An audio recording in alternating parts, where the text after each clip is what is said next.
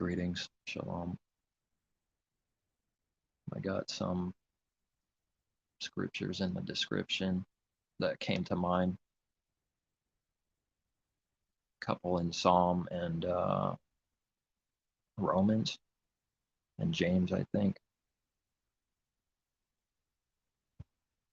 And I know there's more specifically on, what the enemy ultimately can't do. And what came to mind was, well, I mean, it's for those that believe. Noticing in Psalm, someone becomes what they believe as a truth to see. And in Psalm, the one about the wooden idols and gods, someone might think is stupid in this world. If they don't see it, it's not going to look so good to them. They think those words aren't true today. That's what they'll already have. But if someone is seeing how those words are true, it's pretty powerful. You start seeing what they mean, what they always have meant, truly, because the truth doesn't change.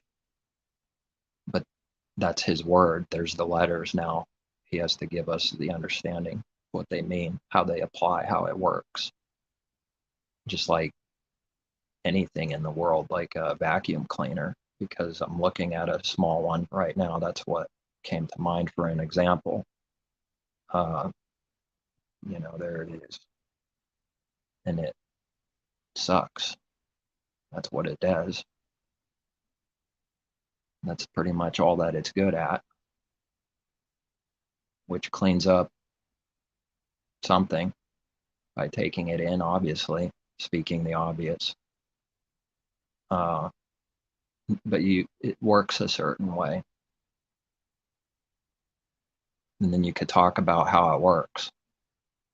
And you could say, this is a carnal truth. Here it is. This is how this thing works, assuming someone knows how it works. Here's the parts. Here's how this truth, this vacuum cleaner, here's how it works. And then you can prove always something. If you know, it's provable. You can prove how it works. If someone doesn't know, they can't prove how it works because they don't know how it works. You have to know first.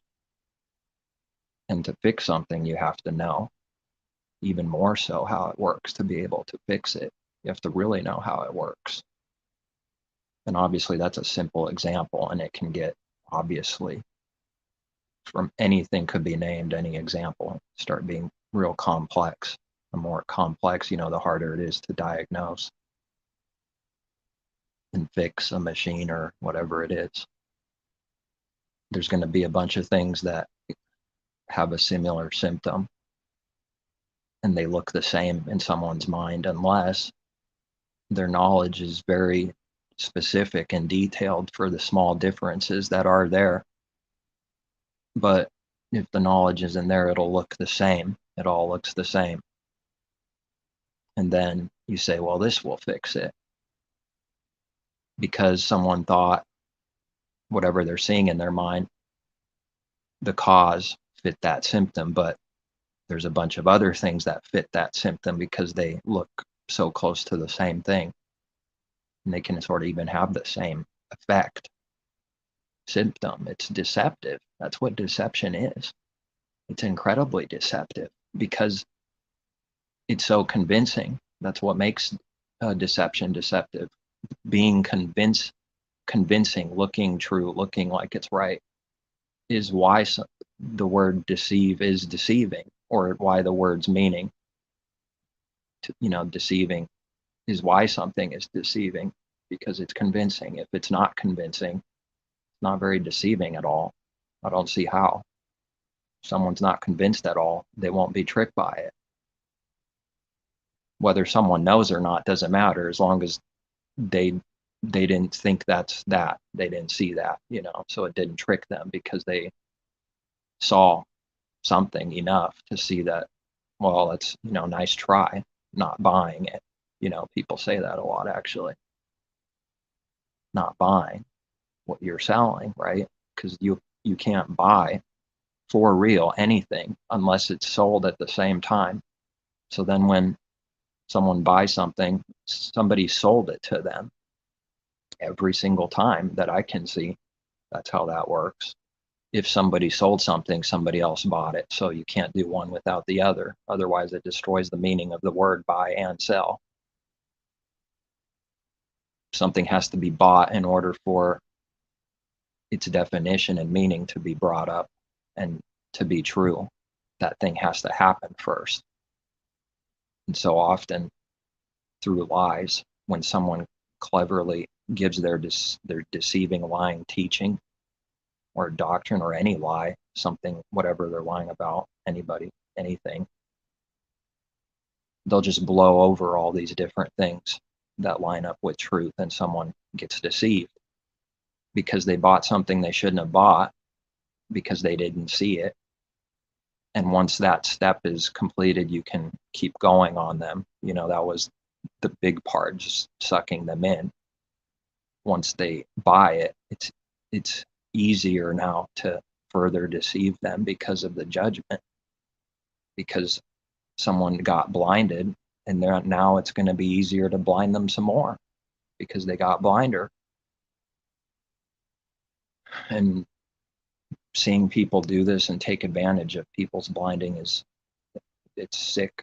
It's sick to see, and it's evil. But that's what this world is. It does it in business. It does it with everything. It even shows everyone. It pours out what it is through all kinds of ways. Product, entertainment, it pours out what it's doing for real. The very beginning of something, if someone, basically like practice discerning between good and evil, is to see the very first step, the beginning of something. If you see the beginning, that is the hardest thing. But if someone doesn't, it's already over. Then they'll be deceived and go down deeper, and it'll be easier for someone to deceive that person. But if you see the lying foundation right from the beginning, then you can start seeing all the steps afterwards that are likely going to happen and how it works. If you see it from the beginning, that'll stop someone's foundation from trying to sell you what they're selling. If you say it and see it right from the beginning, there's nothing to build on, and someone will get caught up in frustration and surprise because they were expecting fully and did not see it coming at all. That's anybody could see and respond out of truth and seeing. And that would shock someone. Now they don't know what to do. Now they're trying to desperately come up with something else to try to get you in. When they do that, they got blinder than the first attempt every time, from what I can see, because it's a worse sin to double try to get angry and now even more want someone to be deceived. So whatever they come up with is going to be dumber than the first thing. And it has to be, and it will be. If someone can see it, then you'll see the proof that it's dumber the second time. But you have to know what the first thing is for real in order to even remotely talk about the second, about this thing, about it being even more foolish the second time, the second try. You have to see the first thing for real and know what it is to see the second. Someone has to build a first floor in order to make a second floor stand. There's order in his truth and his way. And the enemy would like to take that away, constantly putting pressure on you. And I guess just as an example that came to mind, I was writing to someone, a friend, through YouTube here, just not that long ago. And I ended up saying something about people putting pressure on you, and it could be about anything. A few minutes after writing that, it happened. It happened exactly as that, whatever was said about pressure, specifically about job, is what it ended up being. And when someone does that to you, they want you to obey them. Just right now, boom. Yeah, how do they know what the Father's will is for that person? What are they actually trying to do to you when they do that? They put a lot of pressure on someone, including anyone that believes.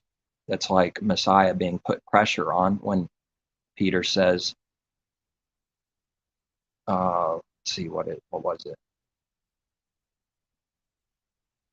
He thinks he has a good idea, and he says, about not wanting Messiah to do the Father's will. That's what it really is about. Is someone going to see that though if they're doing some kind of lie trick? No, they won't see it unless the Father shows them afterwards. But he wanted Messiah not to continue to do the Father's will ultimately, which included dying, to stop right there and not let the soldiers take him in. This is a bad idea. Don't do this. What are you doing? What do you want to kill yourself or something? And then Messiah says to his face, get away from me, turn away get behind me, Satan, for you don't want the will or have any desire to do the will of Elohim, something like that. It's not in him at all to do that. And he told that to Peter, knowing what's happening for real, seeing it.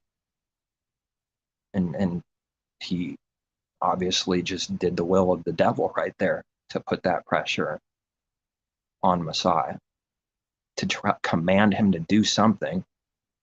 Even if it ends up going along with the Father's will, this is no good because someone just wants to be obeyed. And if you obey someone, that's disobeying the Creator. Can someone see how that's true?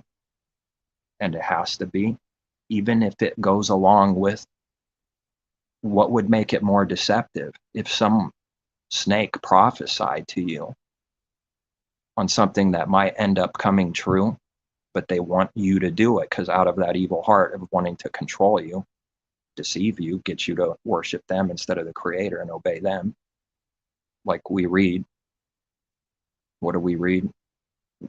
If it comes to certain things, a lot of things, we'd rather obey Elohim and not men. So there's a time, a lot of times to put the foot down and basically live that verse. We'd rather obey the Creator and not man. You want me to do evil? I'm not going to do evil to obey you. But that has to be discerned between someone asking for something, That's a big difference. You can't just apply one thing like that to everything, and vice versa. This is a very specific thing when someone's wanting you to do something no good, trying to control you. That has to be discerned versus someone asking you for something. These are two different things, need to be rightly divided, or else it'll be a lie and someone will do evil and teach to do evil. Yes, they will teach to do evil when they can't see the difference between good and evil on any given thing. So Messiah has a lot of pressure on him when he says that, because it's tempting him to do what he knows he shouldn't do. That's breaking the Father's will. It's tempting him, giving him something that's easy for the flesh that you would normally naturally want to do, like not die, like not continue on his way. Turn around from his way, obey Peter through the devil. That's why he says, get behind me, Satan, or something similar. I might be getting a verse from somewhere else. I think it might be from there, but I think someone can understand that's the meaning. And then he has to think of, the temptation wants to be thought about, like, wow, that sounds really good. I don't really want to die. I don't want to go through this pain and suffering. I think I'll listen and obey him. And then that would get him to die. Yeah, that would be disobeying the Father, and the wages of sin is death. What a nasty trick. It's going to always look good, almost always look good. It just depends on how big the deception is. Some are less, some are more. A small deception is big to somebody that's small. A big deception is the same to someone that's big. So it depends what someone has been given and understands. If the deception is wiser than what they see at that moment, then it's huge. If it's smaller, then someone can see it and put it down, crush it, and not be tricked by it. There's always a temptation around the corner for no matter how long someone has believed, because no one's perfected in one day. So there's always something bigger, trickier, nastier that exists. And this I see a lot, because someone always is desperately going around trying to control someone. All kinds of tricks can come through this control intention from the heart, no good, evil intention. Why do they want to be obeyed so badly? See, the answers are going to be out of the truth and not what they already believe and think that does the evil.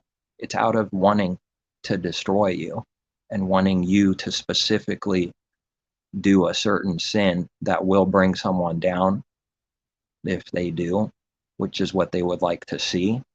And we read about the wicked. Basically, don't do that. I don't know what verse that is, but obviously someone in and of the world isn't going to read that and take that to heart. It's for a believer to truly see. A command for the wicked not to try to destroy his people, because that same thing they want done to them is going to come back on them. But we have to do what's right, and then it will, according to the perfect judgment, it will come back on them. They will have to eat what they dished out for real. Whatever trap they set, they will be trapped by it for real. It could look carnally different, but it's spiritually exactly the same. Whatever trap they did in their heart, they will be trapped by what that exactly is spiritually, themselves. And they'll step in their own bear trap that they set. That's what his word teaches. Messiah teaches. A blind leader leads the blind, and everyone, all fall in the ditch, not just the blind person and those that believed and trusted in him. Not just one of them or a few of them or one leader and some of them, all of them. If the blind person is blind, leading the blind, then all that follow that blind person will walk into a ditch. They will already. They already have. It's already true. And someone is going to have to see how that's true and watch people go in a ditch because they worship the man and images and idols and stone and wood, things that man created with his hands. He's doing this in his heart, and they become what they create and worship, meaning no eyes, no ears. So they can't see. They have eyes just like their idols, but they cannot see. They have ears just like their idols, and they cannot hear. And it will not be able to have any power over the enemy, over sin, to stop it, because that's the truth. It has to be like that. It will happen then, because the truth never breaks. His word can't be broken. And so there's nothing the enemy can do ultimately to stop the Creator from doing what he pleases, like we read, which isn't going to sound good to this world. It's going to sound like what they think pleasure is, selfish, pleasing self, getting off on spiritually pleasing self, doing everything for only pleasing self, and that's it, and not for others. They will hear that word, that he does what he pleases, and it's going to offend somebody. They're going to say that's evil. What is that carnal God up there? If he can kill, I can kill. Just a little confused about what it means to be becoming in his image. It's speaking out of being the Creator, which is already a lie. And that lie from the beginning has to be seen and slashed up and destroyed. It's already a lie. It's over. If you build anything more after doing the works of the Creator as if we're the Creator, everything built on that's going to be a lie. And part of what's deception is there's going to be bits of truth in that lie. It doesn't matter if it's twisted, it's a lie. If it's got anything that's a lie or a trick, it's a lie, even if there's a lot of truth in it. That's the truth. That's what deception is a mixing of good and evil. It's a trick constantly. And the worse, someone goes down the line, it gets worse and worse. And by the time maybe they see something at the end that somebody deceived them, then they rage. And someone will be tempted to seek revenge. And then not even remotely think about truth at all, that they're breaking every word and all good and only doing evil.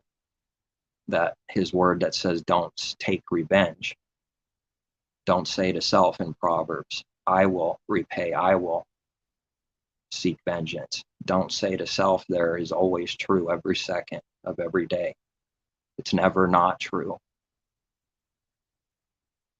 They might say those words sometimes in the church world, but the works prove whether they understand and believe them themselves.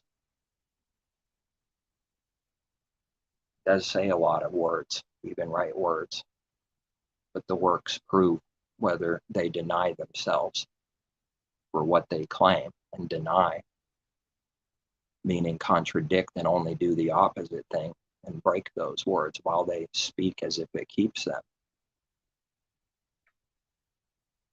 And we read in Romans, why are we reading in Romans all these different things, that death, life, angels, messengers, nothing can separate anyone from the love of the Creator and Messiah. Nothing can do that. That's true for those that believe. But someone in this world will try to put pressure on someone to not believe those words, which is to try to destroy their faith. And whatever someone believes is what they become. So then, the Father gives to those that believe, that simply just believe in Him, which is something real that can't just be said or mustered up and say, oh, I said it, therefore, it's just about true, real things, not fake, not just saying the words. And that disbelief in something will start breaking someone, which is what they would like to see, done to you. That's why they're doing those works. If someone's doing an evil work towards you, they want your destruction, they want your death, they want bad things for you. The works proved it, and you can't believe their lies. No matter how deceiving they make it look, like they're innocent and only had good intentions for you, by their works, they're going to prove whether what they say is true or not. Everybody. Nobody can fake what's real. The works left behind already prove something for those that want to see.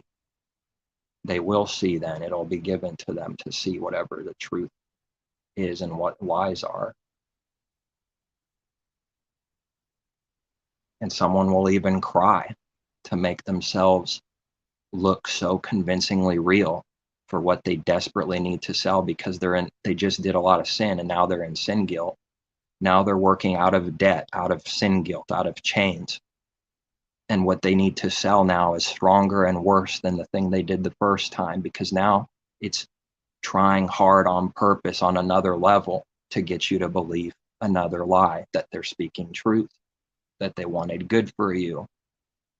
It's incredible. And so then that will be more foolish than the first thing. If someone can see it, you'll start to see the desperation in man's heart, that what we read is true, that he's desperately wicked and his heart is deceitful above all things. Well, that's a lot of things. That's everything, because we read all things. Whatever can be named, his heart is deceitful, mankind, Adam and Eve, above all things. That's pretty strong. That's real strong. And this deceit is working through lying all the time. If it's a lie, it's deceitful. Someone's trying to deceive and is working deception with his neighbor. If they're lying, that is deception. It's connected. It's one. For evil, one. Connected in that it's on the bad tree, one. They can't be disconnected. Nobody that actually lies is not trying to deceive someone. They are deceiving someone if they can get their lie to be believed. They're deceiving that person. And you know, so often what comes to mind is, hello, church world, do you want all the verses that teach this with authority? That they're there even for the simple, that a fool cannot err? But then when that's given, they rage, you know, they don't want to see that. Because their truth isn't connected to anything real. It's delusion. It doesn't apply to real things in real life. It applies carnally through deception that isn't the real things, but fake, fraudulent. And anybody that does that work from the heart cannot love the person they're speaking to, that they try to get them to believe a lie. They cannot love them with their heart. They cannot do that. It's not possible. But what will be sold? That it is possible. And they'll try to sell you that they do desperately love you. The more someone has to show out of desperation how much they love someone, they're in a lot of sin and they don't love that person. They only need them to believe that they care and love them to sustain their image, that they're a good person, not in sin. Hiding and running from the Creator is why someone needs to so desperately sell an image, a lie. That's why. So then it's evil. It's not for his people to go around in this world and take a video of self doing something, anything that has to do with good or giving in real life, and then broadcasting it on CNN, hoping that you're going to be seen for how good you are. That is the evil. And that person did no good that does that work for real. Zero. No good. It's only evil. Someone starts seeing this, it's going to be pretty shocking because that's all that's going on. It's hard to swallow. It's a hard truth to swallow and eat. And his food is his word, and his word is his food. It needs to be eaten. It's hard to eat. It's like, here, eat this for the first time, and it's a lot. Chew on this. But it has to be eaten, but he won't do more than what someone can handle today. You know, eat a piece of it. There's more. It'll come back a little later, and you'll eat another piece, and then it'll be a connection. And maybe someone finally finds out that's what's happening, that you're getting a piece of something, and it comes back later because no one can handle the truth. No one can actually handle it. What truth is, boom, all complete. No one can handle it. No believer can handle it. Nobody can handle it. So that's speaking of all at once. Boom, here it is. Nobody can handle what that is. So it has to be given here a little, there a little, like we read. It's not going to go against that. See, that verse is always true, never, ever wrong or a lie. Do we read that's not true sometimes? No, we don't read that. So that's always true. Here a little, there a little. You know, line upon line, precept upon precept building. It's a little bit here, a little there. And it can never be more than what that truth is. It's not going to be, boom, here it is. This is everything. No one can even handle that in the first place. You would just die. That's it. It's over. And I would die. That's it. A house, the world came on, hit somebody's head, fell on them. That's what it would be. But it does need to be true, just not like that, which is what the world's going to do. It's going to do the backward spiritual thing when it applies to those verses. It's doing the backwards thing. It likes dumping the world on someone's head all the time. And when someone does good at a job or something, how often do they raise your bar to whatever they can think of is the max, so that they can be angry and point the finger at you and say that you're doing a rotten, no good job. Separating whether someone is doing a good job or not separating that and putting it aside. Put the peas aside for now, speaking of the meat and potatoes. That's what's going on in the heart, and it will do that regardless. See, that's the point, that thing that's being done is evil. It just raises the bar, and the other person will do the same back when it gets the opportunity to, and it doesn't like what it does when someone does what they do to others. So that's all hypocrisy, and no one keeps then, as long as they do that continually. Love your neighbor as yourself, do to others as you want others to have done to you. That's breaking it constantly through all these different ways, which is those words at the top: love neighbor as self, and then it branches out, and all the different laws and truths are connected, and somewhere down the line, somewhere breaks the details down there. They're breaking the top. They're breaking that word, because it's connected. They're breaking it. They can say all they want, they keep that. You break any of the details down there that's connected to the law, the law and the prophets. Here it is said in one word, and then everything is connected and hanging off of it. So any of those details down there, even at the bottom, when that's broken, they break everything within those details and the very top word. They break love, and they break love your neighbor as yourself. It breaks all of it if it breaks any of the details. What would someone say in the world if they heard this? Are you perfect? Are you God? Is that what's being spoken of? But that's what they'll do. They think that you're speaking out of putting this weight that I'm saying is evil. And then you could tell them and show someone how it's evil. You're talking about how it's evil. And then they'll say, you automatically do the evil thing. You're putting perfection on someone, while we give them the details of how it's evil to do that. They'll say, you do it. And I'm talking about when someone doesn't do this, and you're not doing this. That's the claim. That's the accusation. What else is it going to do? Well, if there's some more tricks up someone's sleeve, it could be different, but the heart is the same thing. The heart of it's the same.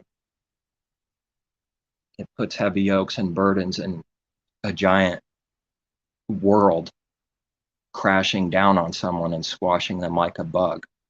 It does that to others all the time. I see that. It's constantly doing that.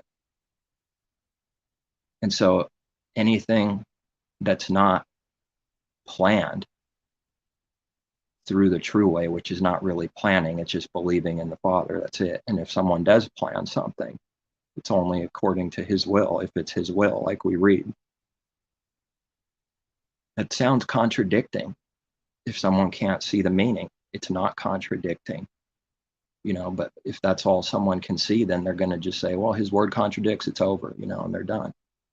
Walk away thinking they were wise, and then not remembering all the questions that they were not able to answer to prove what they said. They have to prove what they said, that his word is a contradiction, this is evil, and then you're done. Now you have to prove what you just said. And if they can't answer questions back, and you see someone trying to dodge them, that means that they don't even understand or believe really what they said. They don't know how it works. They just said that out of spite and hate in that moment. They have to prove whatever they're saying. And if someone's running away from the questions, that proves that they didn't prove it. Can someone see that? That proves that they didn't prove what they said.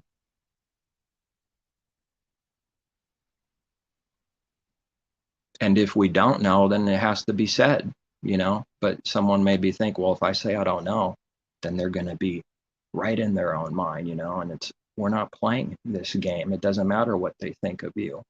If you don't know, you don't know. If I don't know, then we don't know. We need to learn it. And they'll put on you, oh, you don't know one thing? You don't know one thing. Then try to use that to throw everything you did in the garbage and down along with you. You know, it thinks it's the creator. It's putting the millstone over your neck and casting someone in the sea because you don't know one thing. You know, that's what's going to happen if that were told to someone that, you know, can't fully answer you, you know, don't know or something like that.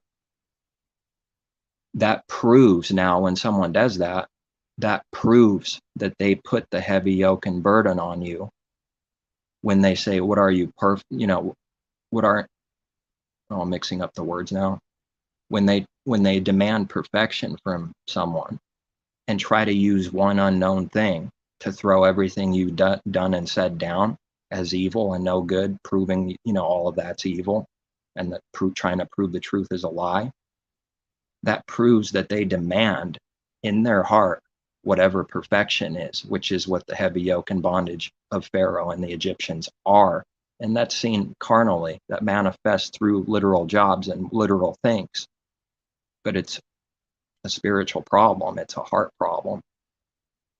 The heavenly things are the spiritual things, but yes, it does manifest through worldly, natural things that people do and literally see and do. That applies too when that evil's done because the heart's doing that. That's the first thing, the heavenly thing, the most important, the first thing, the above thing, above everything on earth. The lowly carnal things, they have their place at the bottom somewhere, like a footstool to step on so that you can get to the heavenly things, which is going to offend someone when they see that.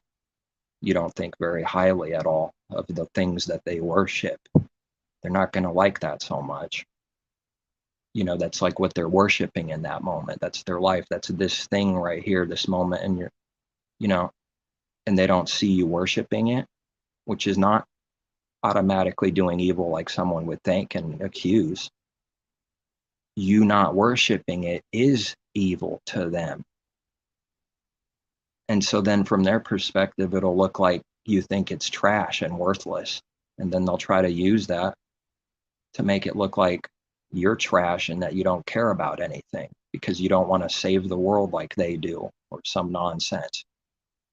And be Pharaoh, the God man, and do what the impossible, literally mission impossible, is to go against all prophecy and go against and fight the Creator's truth and think that it can be broken and you can change and do what cannot be done. You know, it doesn't realize any of those things yet. Otherwise, how could they do what they just did? Anybody. It proves they don't know what that means and don't believe in prophecy at all. None, nothing. When it's that bad, I mean, that's usually that's what it's going to prove most of the time. And discernment's needed for everything, for any given thing, because there's no automatics. There's no, oh, automatically this. It still has to be discerned by itself individually. There's no automatic because assuming is never the truth. Knowing is the truth, and truth is knowing. And truth is not an opinion, but it's whatever the Father's word and truth is and means. That's the truth, a fact. Truth is facts. The facts are truth. They're not opinions, which is hysterical what people do in this world when they say seriously, this is my opinion, but my opinion is the right opinion. You know, it's laughable. It's hilarious. You just denied yourself, not the true way, but contradicted and broke everything you just did when someone does that. They just broke what opinion means, and they're serious. Opinion means you don't know. It's just your opinion, just your favor, your thoughts, what you like. It's definitely not facts and truth. That's why someone says it's your opinion. And then someone says, but it's the right opinion. Well, you just denied what opinion means. How blind is that? How could someone believe those words for real? They don't know what they do. It's working out of darkness. It doesn't know what it does. This is what darkness is. It doesn't see anything. But it's not speaking of not seeing the grass and not seeing how a vacuum works. And that's it, just the literal material thing, and that's it, all cut off from all truth. That's not what his word is speaking of. And if something is being spoken of carnally, then that discernment has to be given. But concerning his truth, that it isn't carnal.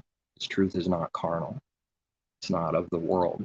It's from above. That means nobody has whatever is not given, because it's not of this world, meaning you can't get it from this world. You can't get it by believing what this world believes and work how it works. You can't get it from a witch or someone brewing up a pot for sorcery, and all that green goo bubbling with the big giant nose like Pinocchio, liars. It can't be gotten from this world. It has to be got from above, from receiving it by asking. And so the enemy doesn't want to do that. It's not going to ask because it already knows. It already knows everything, says the devil. You shall know good and evil. You shall be as gods, as Elohim, just like him. You are gods. And someone already believes that in their heart of this world. The works will prove it. That Genesis is true. The works prove it. And if someone, like we read, lacks sight or lacks wisdom, we read to ask. And if someone can see that they lack wisdom, that's already a good gift and a good sign, because the enemy can never even see that it lacks wisdom. It's prideful still, full blown. No healing, no destruction, no wound to the deadly carnal Adam beast. You have to be struck by the Creator to start to see that, you were upside down in everything and blind. You have to be blinded by his truth, by his light, so that you can start to see that you were blind. That's why we read this of the apostle, because it applies to everyone, not just the apostle. And that literal thing isn't the truth itself. So if someone's seeking that, they're not seeking the right things. They're seeking worldly things that impress the world. Because someone in a basement and they go outside and get blinded by the literal sun and light, it won't prove or do any good for them by itself, because that is those are the words, but that's not the truth itself or what it means. It's not the spiritual meaning or understanding. The natural thing itself isn't the spiritual, otherwise it can't be called the natural thing. The natural thing is not the spiritual understanding, its very self, which we read directly, what we read in Hebrews, that those very things were not, how do we read it? The very images are not the true thing, the heavenly thing, the thing itself. The very image of what that image is not the truth itself by itself. That's what carnality is believing that it is. That's what worldly wisdom is believing that it is and applying that to all things. Heavenly things, every good gift comes from above, meaning that it only comes from above, like it says. But see, the world doesn't believe this powerful truth. That means it can't be gotten from this world. It cannot be gotten unless someone's actually seeking the truth from him. That's it, which will be a gift from above. You can't go anywhere. You can't go to some, therapist, some doctor, this or that, sell you whatever they have to sell, get you to believe a strong sorcery that because you did what they said, you're being healed now. It's very deceptive and tricky, isn't it? Because someone's judgment will be that they believe the lie. They believe it. That's why they believe it works, because they believe the lie. Can someone see it? How powerful this is? It works because they believe the lie. They think it works. It's not the truth, and it doesn't work. But we do read that the enemy has a power, and we read this, a very good example, through the Egyptians, the sorcerers, the lying snakes, and those under Pharaoh, a leader of this world, sucking up and owning, sucking up to the man, because nothing someone in evil can do is real. They have to suck up to it. They have to put on an act, and whoever acts the best, rises up in their position. Someone might actually care more in an interview that didn't do very good than someone that put on a show and gets the job because of it. That person that didn't put a show might actually care more. And that's to bring a contrast, to bring out something. Then the one that put on, what do? The one that sounds the most real wins. And here's your rehearsal, make yourself look convincing. And the deceiving thing is somebody does want it desperately, so they do the delusion desperately, and you get rewarded. The more you lie, the more deceiving and a liar you are, you get promoted. Who believes it? No one's going to believe it unless they have truly gotten anything from the Father above. They can't believe the worldly ways are no good and blind and evil. That has to be given. How often we read it has to be given throughout his word everywhere.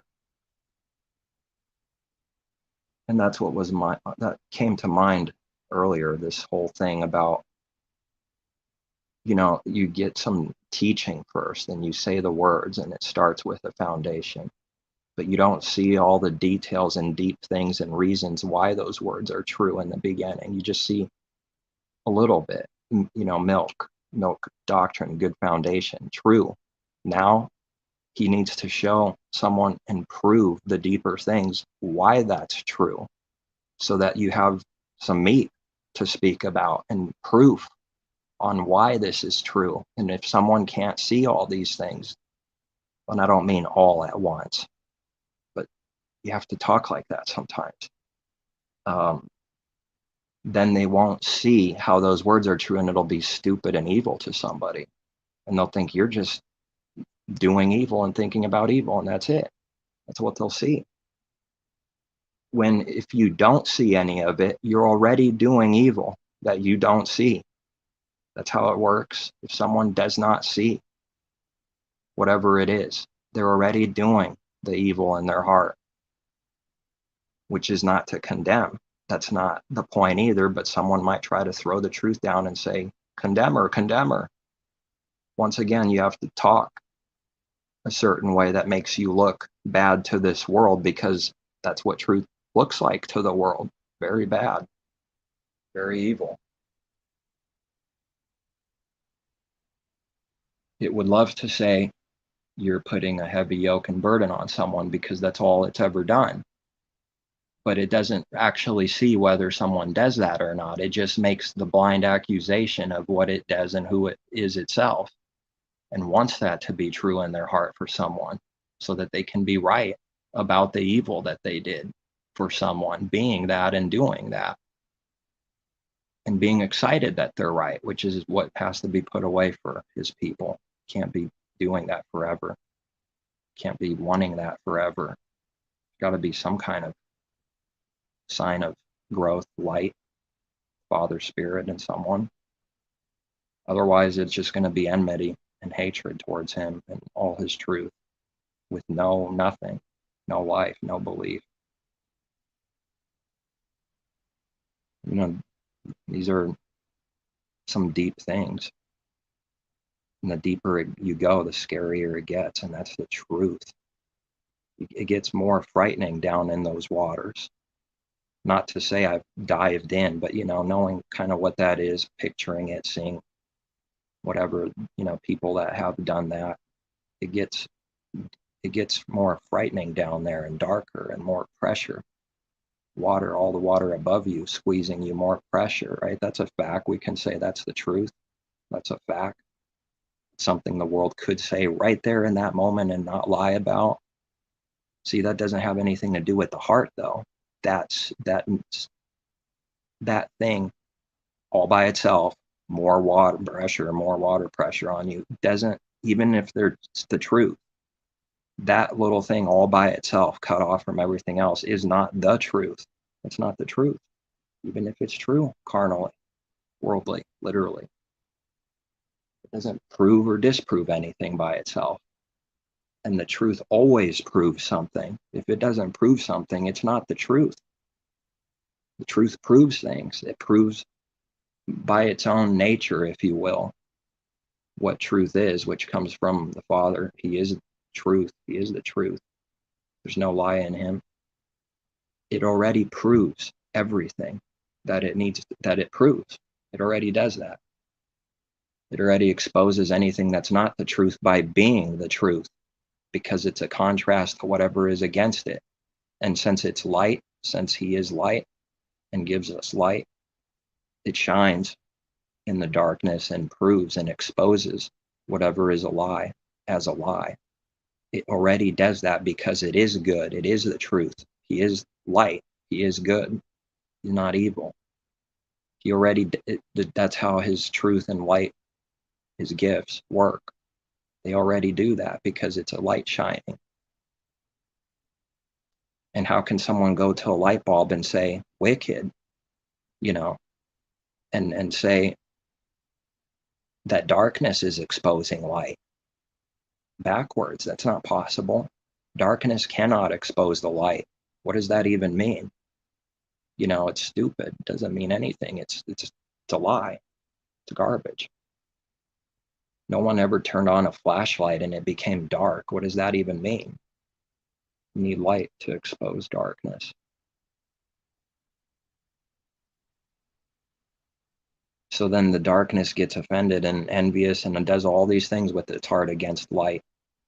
It already is doing that. And Cain kills Abel. Because as an example, as a natural example of the wicked one, and Abel, an example of the Father with the good offering. And Cain has no good offering. His offering's twisted and mixed up. It isn't truth. Anything that's mixed, even a tiny bit, isn't the truth. So his offering looks like an offering, but it's not an offering from the heart. That's what it means, some of the meaning with the offering and what it represents. Abel's offering is a good offering. So the Father sees this good offering, and then someone's rewarded for doing his good works. And the other offering is seen, and this is no good. What is this, Cain? This is no good offering. What are you doing? Something. You're doing some kind of evil. Everybody has that, at least in the beginning. It maybe always does to somewhere deep down inside. But it gets buried more and more as the days and years go by. Something about something they know is evil, but it doesn't care. And when it doesn't care, it gets punished for not being able to care even more. As a punishment, it's able to care less as a contrast now, not implying that there was any actual care at any time, just now that it cares even less than it did, which was no care, and now it's less. And that's the bottomless pit in Revelation of all evil and, rabbit holes. They're darkness and connected to the bottomless pit that has no bottom. Now that's frightening, isn't it? That's why they would show that in movies sometime. There's something frightening about this bottomless pit that scares someone, anybody, everyone, because it keeps going. That's what's scary about it. So then evil is freaky. Evil is frightening and no good. And it's freaky. And the deeper he shows you his truth, his word, the freakier and more frightening it is. That's the truth. And it's not good in that the evil is no good, but it is good in that someone is learning the truth, seeing the truth. Those two things can go right next to each other because they're two different things that don't contradict each other. There is a good about needing to know whatever is true, but what someone is seeing and learning is about evil things, and then you could say, well, that's bad, as long as it's understood how and why someone says it's bad. If they mean the truth is bad, that knowing this is bad, they want evil. They want to do evil and support and defend it. That's why we read they suppress all truth and unrighteousness. It suppresses it on purpose, knowing not what it does, and sells a lie by making the truth a lie. See, that sounds like maybe the truth can be made to a lie. No, it can't. Because it's working out a deception. Everything is a lie. What it sells is that it's selling truth as a lie, meaning they give you an actual lie. but sell it as the truth, therefore turning the truth into a lie. It doesn't actually mean anybody can take the truth and make it an actual lie. Nobody can do that. But that's how this is understood here. Just like a fool cannot err, we read a fool cannot err. What it doesn't mean is that a fool cannot literally err and do no wrong. That's laughable. That's all he does, actually. So it doesn't mean a fool cannot err, which sounds like we're breaking his word, because it says, fool cannot err. What are you doing? What are you saying? And someone that doesn't see this one thing at all, you're a smoking, contradicting liar and hypocrite and blind. What are you, blind? Says the blind. That's what they'll think because they're blind. Pretty frightening. Yes, what that is frightening.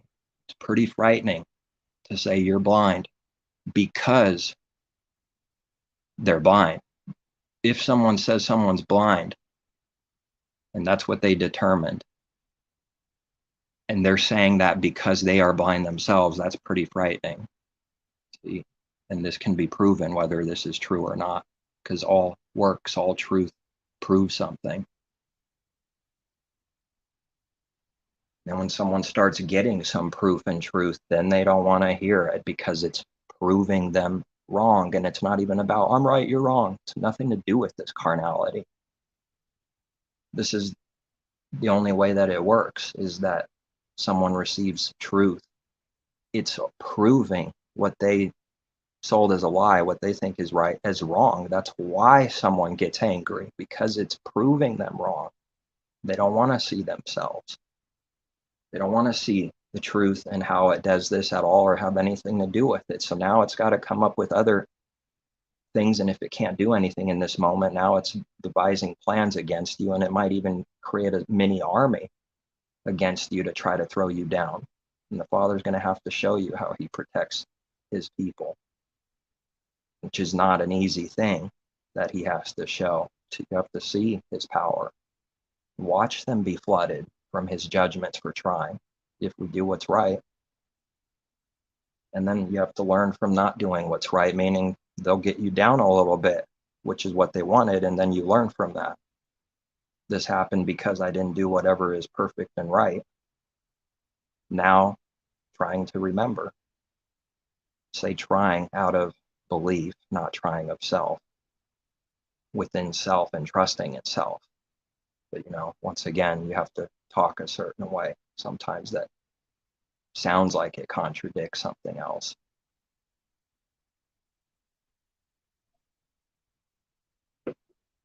When the enemy thinks they destroyed someone, they start rejoicing. And then the Father lifts you back up, and now it's their turn. Now it's their turn. Don't wonder why strange, bad things happen in somebody's life after they just tried to destroy, and rejoice, thinking they've destroyed you. This is what will happen. That's why we read about it. That's why we read in Revelation specifically something about it. They rejoice over thinking you're dead. But someone in this world, what did they suppose this is meaning? That the church world sells? It doesn't care what that means, but if it does touch something, it makes it into a lie. It doesn't know. It doesn't seek the Creator and ask him with their heart for whatever the truth is to do his will. Does it? Now, if someone were to hear that, they wouldn't like it. If they don't do that, if they don't really believe, they're not going to like it because it's true. They don't and have never done whatever is right and good, never sought after his truth and not our own things. It's working out of self, determining its own truth, and then believing others that determine their own truth. And this is how someone worships idols, images, people, and that becomes their gods. We read in Revelation, don't worship me, I'm a fellow messenger. Worship Elohim. Is it John? He starts bowing down, starts showing this worship with the heart, trust with the heart of just another messenger. Don't worship messenger. Don't worship self. Just another messenger. worship the creator, so did John do what's perfect there? No. Did we do what's perfect? No. Now, what's the difference? Learning it and doing what's right. The enemy never does what's right. It never learns, ever. That's the difference with the believer. It already was all those things, no different than anyone else.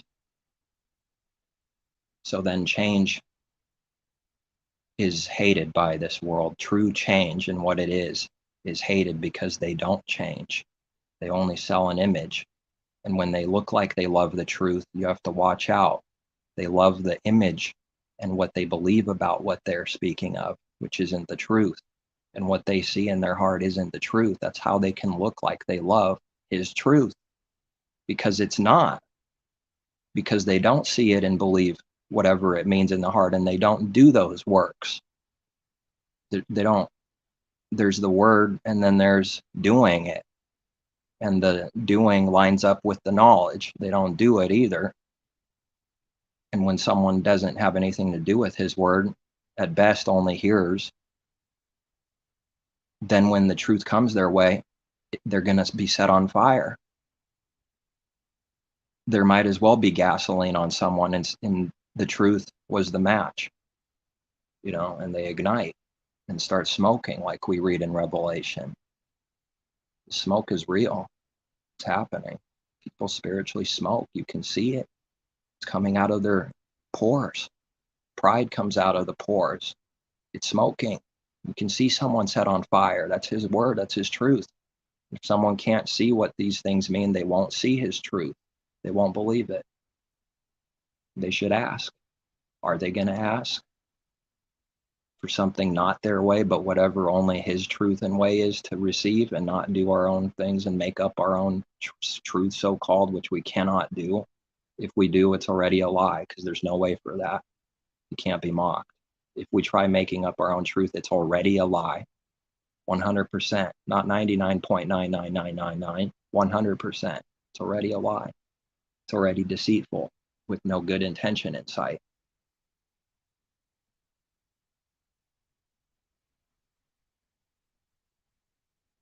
And it's powerful to me, certain scriptures that come to mind at the right time for certain things, which is how his truth works with everything. But, it's like when someone says, oh, this is the best song on this album, and someone else says, this is the song, and then, people say, if a ton of people are saying different songs are all the best, that's a sign it's a good album.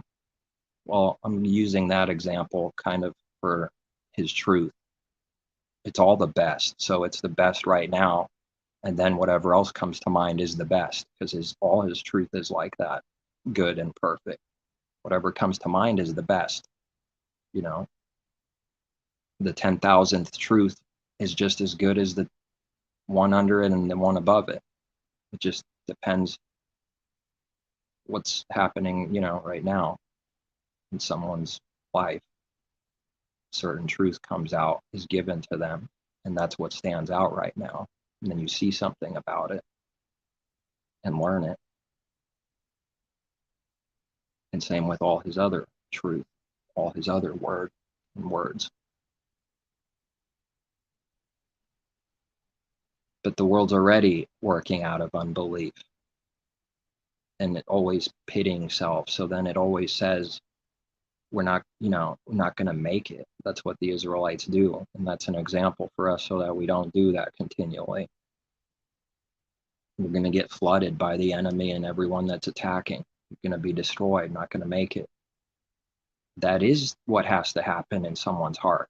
They have to start seeing and believing that for real, but speaking of the truth, not how the world just says the empty words that have nothing to do with the truth. And then believing will open the waters. The Red Sea will split for someone, and it won't split for the enemy. He has to do that to make a way for those that believe. But they were complaining constantly, and Father still opened up the water, split the Red Sea like it's nothing, because he is the creator and sustainer of every tiniest detail in life. So when we read in Psalm that he does all these things, does the world believe that? Is that the truth? Yes, it's the truth. Does the world believe the truth? No. So what doesn't it believe? That the Father's doing all these things. It does not believe because that's the truth. It's pretty powerful. It came up with it's already over. It came up with different alternative devil definition reasons for how things work and why they work and all this, nothing to do with the Creator.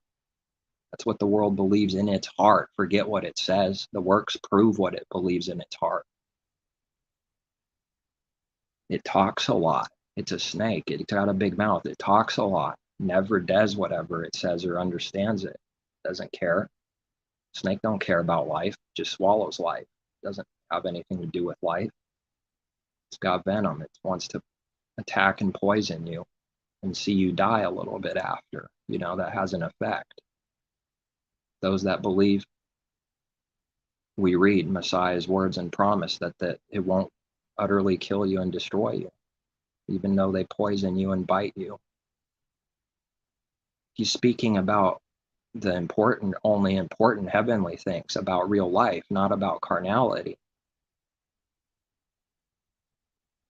And people, carnal man won't like that because he can't see what it means. So if you're saying what he thinks it means isn't the truth, he's going to get angry because he's insecure and selfish. And that's why he gets angry.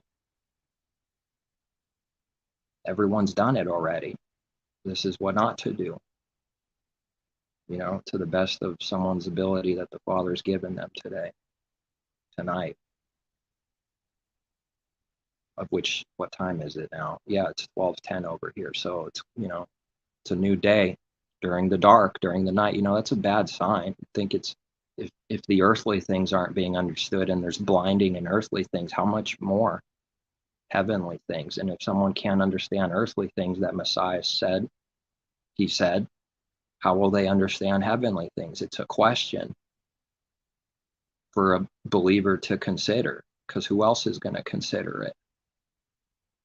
If someone's really considering it and wants to know what this means, I mean, that's not, and that's, the enemy can't do that. An unbeliever won't do that. They can't do that. That's not going to be loved by the world, that his word is only for believers. How could it be for unbelievers? Do they have any verses that it's for them to understand, live, and see right now?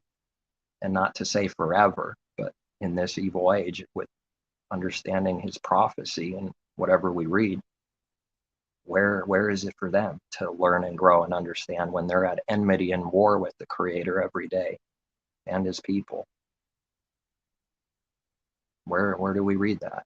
Messiah specifically teaches, to them it's given in parables. It's not given the understanding. They don't want it anyways. He said they don't want it. It's true. That's all. It's just true.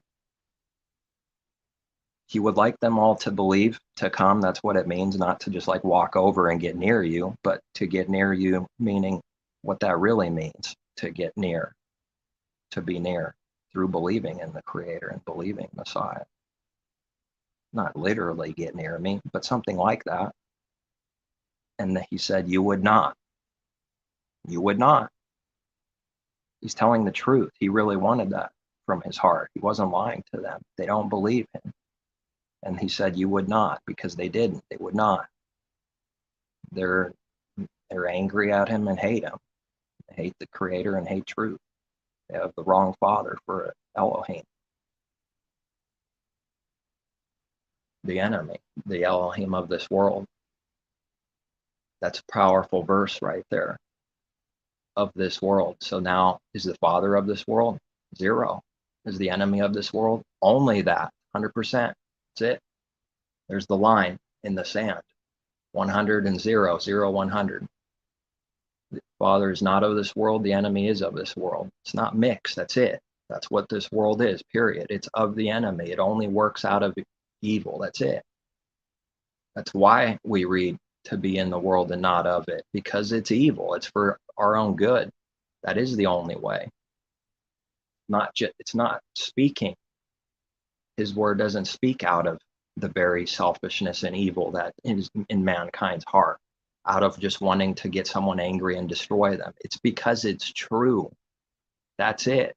It's not out of a crooked, evil intention to say, be in the world and not of it, because they're a bunch of worthless, rotten garbage, and we want to spite them and make them angry and do evil to them. That's why we say, be in the world and not of it. No, it's because it's true, and there is no evil being done like that through saying, be in the world and not of it. But what will the world see when it is of the world? It's one with it. It's connected spiritually. It's attached. It can't throw itself down and see what it's connected to being shown as false. It's going to hate it and say it's evil. You speak evil. You do evil. You are evil. Nothing else can really be expected from the world by anyone that believes. That's something that needs to grow. Find out that we always did expect and put the heavy yokes and burdens on people. Start seeing that's all that was ever done. That's the truth. Now stop doing that. That's what we read. Don't do this. Can't do. And it's utter hypocrisy because everyone needs the same things, the same help, the same good, the same things given. Everyone needs the same. Therefore, it's total hypocrisy then to attack something for an evil heart, what self needs, and now say what? Well, that person, doesn't need. It's contradiction, foolishness, blind, hypocrisy. And whatever evil someone does, it's already a hypocrite, because evil can't be done without being a hypocrite. There's no way for it. It's not possible. If evil was done, it's a hypocrite, and it can be proven. It can be proven. Will it hear? No, it's going to want to nail you to the stake if it were to hear. Just like they nailed Messiah to the stake, of which, how much is what they say even remotely true carnally about that cross and the picture and everything that was done? How much of that is true? Any of it at all? How much of that is even true?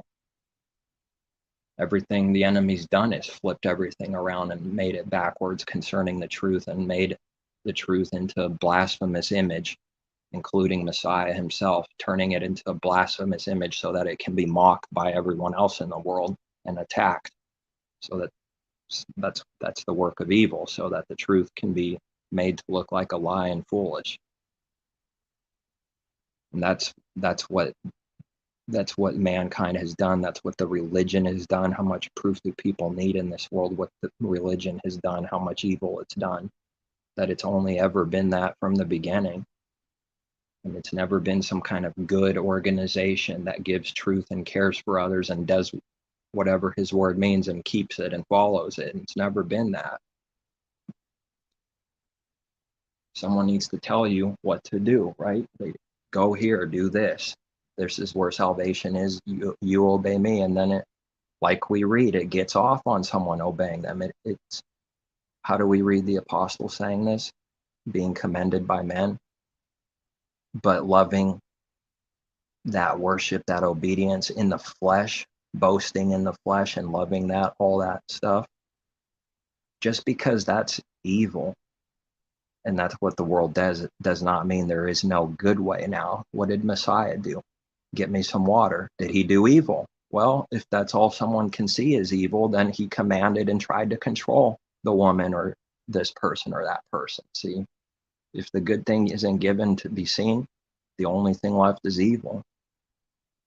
And then it will be seen as evil, which is what mankind sees the Creator as. The religion just tries to hide it a little bit, maybe a little more than non-religious, things, organizations. But once it's seen, it's not wise at all, and it's not hiding at all in reality. We just say better when you compare something's more obvious, you try to make it less obvious, but no one's actually hiding.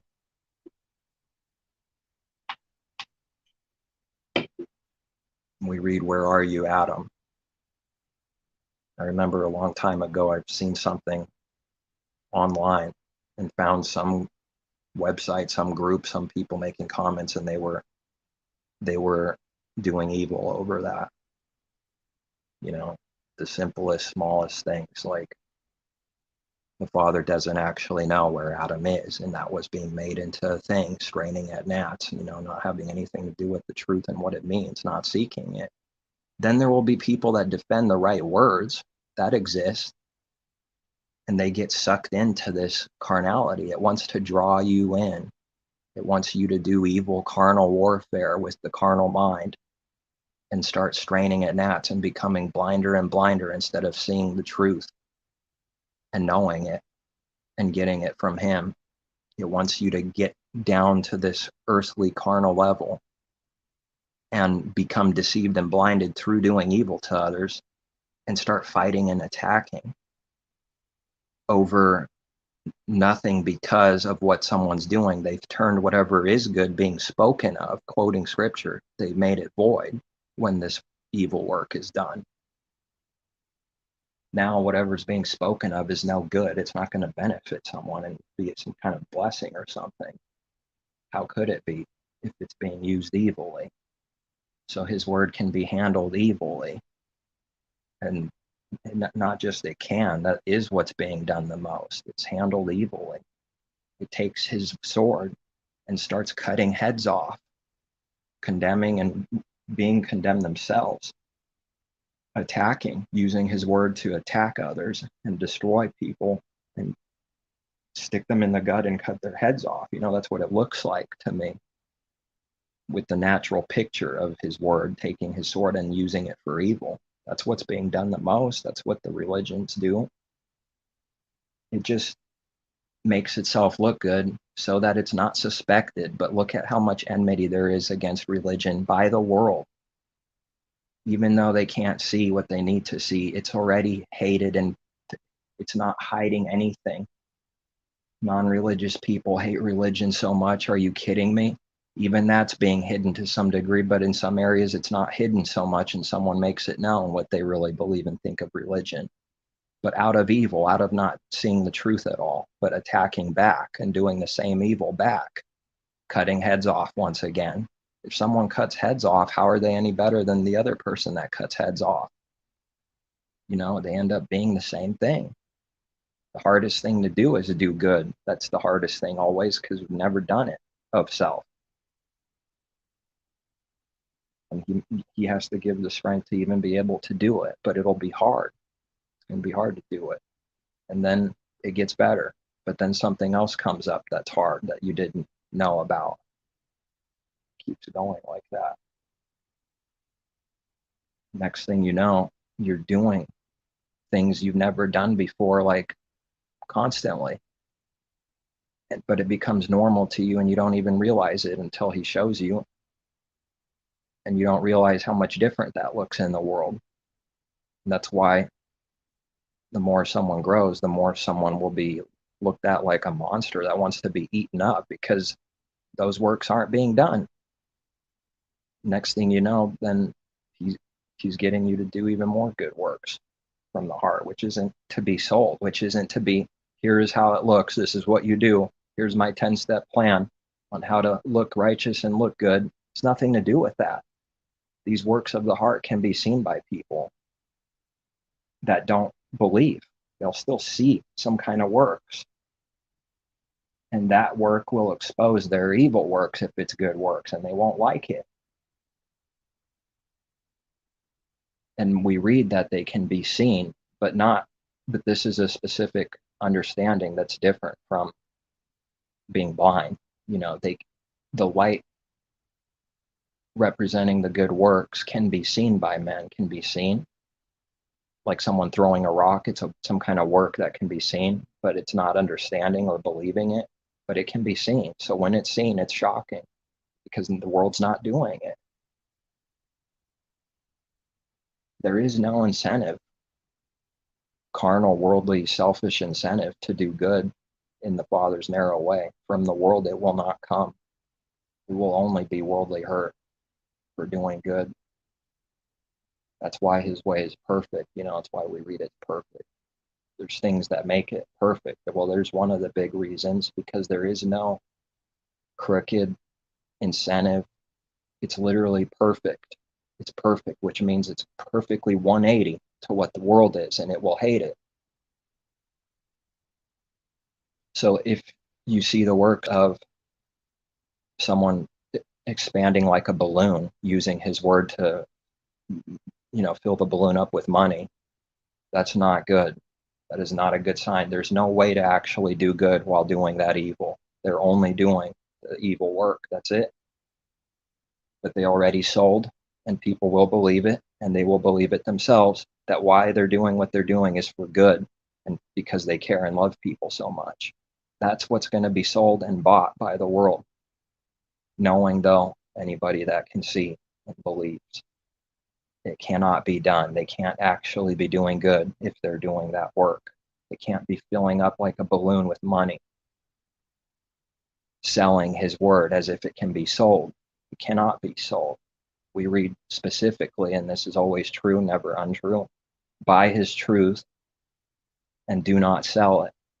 Buying it is getting it from him. That's the buying here, and not to sell it. Now, not to sell it, and it can't be sold carnally like that, because the truth can't be made profit out of. That's evil itself. That's what evil is. How could someone believe it's evil when that's all they've ever seen in the world and that's all they do? That's all we see that the world does. It's not going to be evil. It's going to be praised as good for real. That's how much backwards this is. So that's why the rich man turns away sad and sorrowful, because he sees something that he doesn't like. He doesn't like what he sees. Get rid of everything you have. He doesn't like what he sees, what he can't find it in himself to do it. Plus that's enmity, plus that's hatred. It's at war, at enmity with the Creator and all his truth that makes up who the Father is. So they hate the Father by hating his truth. Hate the truth is hating the Father, hating the Creator. And it walks away sorrowful. And what does Messiah say? Knowing what just happened. What did Messiah have to experience? Someone walking away because he told the truth and didn't worship that man's image, didn't sell him a lie so that he can gain somebody for his own image. Like, oh, what do they think of me? Oh, I don't know. I don't like that. He doesn't like this. He hates me now because I gave truth. Doesn't matter. Messiah knows that. Has to do the good work and good thing anyways, no matter how many people turn around and hate him for it and believe that the truth is evil and hates it. Can't worship the image, has to only do whatever is right. Can't worship the image of self and others. When that pressure's on, that's when that truth applies. It doesn't apply in a church building when there is no truth in sight, and then you can say whatever you want because it doesn't even apply. And they're not speaking out of understanding what it means. When they teach in these buildings where the Father doesn't even dwell. And I have found nobody yet, not that I'm like literally looking, but just knowing, seeing, I have found no one yet that has legitimately answered at any time ever that the Father does not dwell in temples made with hands to show me how the opposite is true. I've never found it. I've never seen it, but I've never seen that for any given truth. I've never seen it proven wrong. It was never given. They go away, they run away, they leave it all on the table and scram. That's the only thing I've seen. I've never seen the truth proven a lie. I've never seen it. Because it can't be done. That's why someone runs away, because it can't be done. And when I mean run away, it's through all the different works that someone does, twisting the scriptures, trying to lie, set up lies, make you look evil. All that has to be done because there is no way. They need to try to now destroy you. That's how they get rid of their problem, is just kill you. That's the only way now for them in their mind. They can't make the truth go away. They can't prove it wrong. So now if I kill you, that's going to prove it's gone in their mind, which is blind and evil, sorely evil. And it doesn't prove the truth wrong. Killing someone still doesn't prove anything, but the serpent says otherwise. The serpent says otherwise. Having a gun to somebody with that wicked power that someone lusts after, proves that person's mighty and powerful. And then when the tides turn real quick and the other person has the gun, what happened, God man? Now that revenge is in the other person, and he's doing the same evil that was done to him. Never anything else. Never anything else. It does the same evil that was done to him. He does the same back. What reward will that have? Nothing. Nothing good. No blessing or reward ever at any time. Because that is what evil is. It's not good at all. What's good? Doing good when evil is done. That is all good. That's the only good thing. Then the reward and blessing will come for real. When you do that for real, it's a promise from the Creator himself. It's a promise that he's proven. It's proven it. Continue to prove it for those that believe. What will that look like? Well, it's not going to look like a Corvette showing up in their driveway. Disappointment, sorry, disappointed. The world's disappointed. That's not what that means. Blessing, being rewarded, Corvette in your driveway, boom, there it is.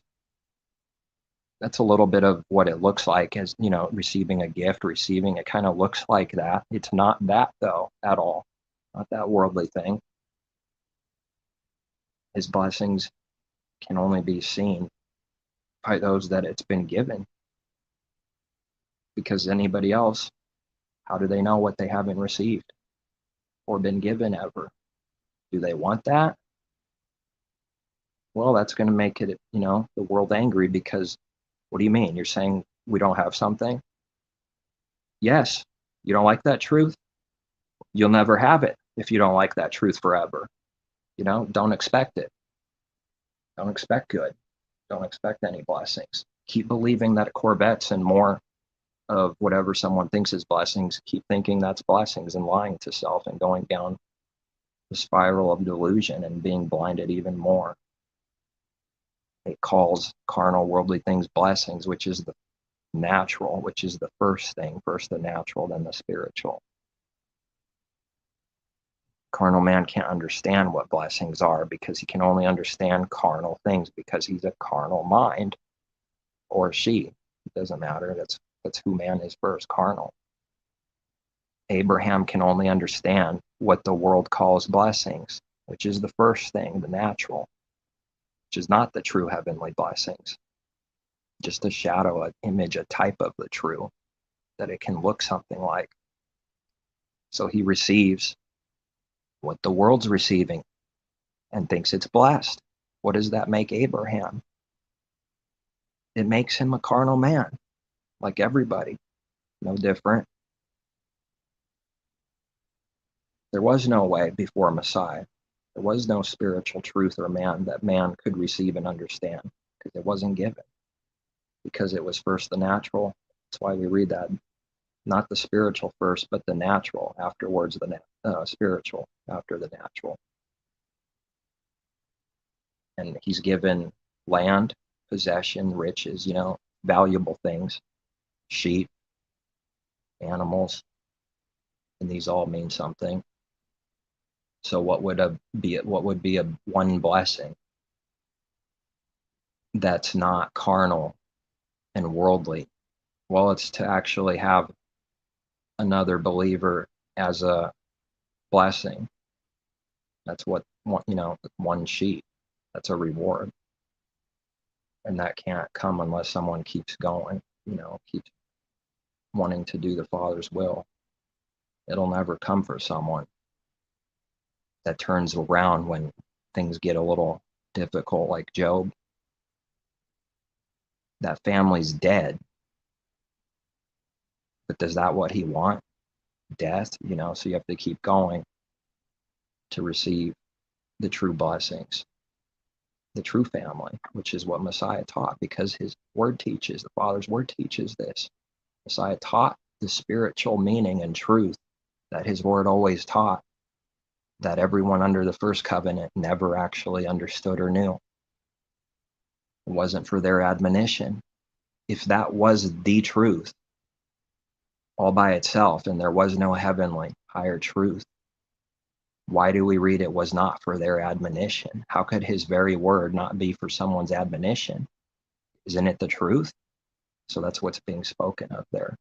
The spiritual things not given, not seen. And in that way, it wasn't for their admonition. It couldn't be, just the natural first. And now we learn and see that that way is death. It never was the true. That is the way of the devil, the carnal man.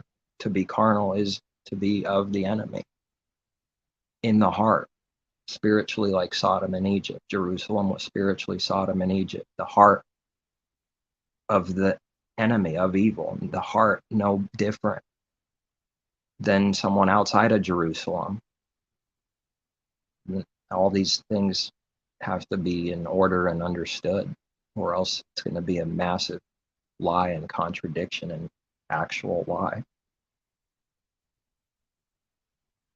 And someone will be hasty with trying to figure something out. They'll never get anything good out of being hasty, because the Father doesn't give through hastiness. You have to have patience and wait and believe in him that he'll give the understanding. If someone goes out to be hasty, then they're going to receive the reward of hasty, which is a lie. That'll be the reward. Here's a lie. That's you want to be hasty, you get a lie. All kinds of different lies. What you believe about this will be a lie. That's your reward. That's what will happen. Do they want more verses on this? Does the church world believe any of this? How could it? Whatever the Father gives, that true life, that Messiah speaks of, eternal life, age-abiding life, the enemy can't just pluck and snuff that away from someone. That is a believer's belief. And it's the truth. And someone needs to believe the truth, because that's the only good thing for them. That is the only truth. And someone is what they believe.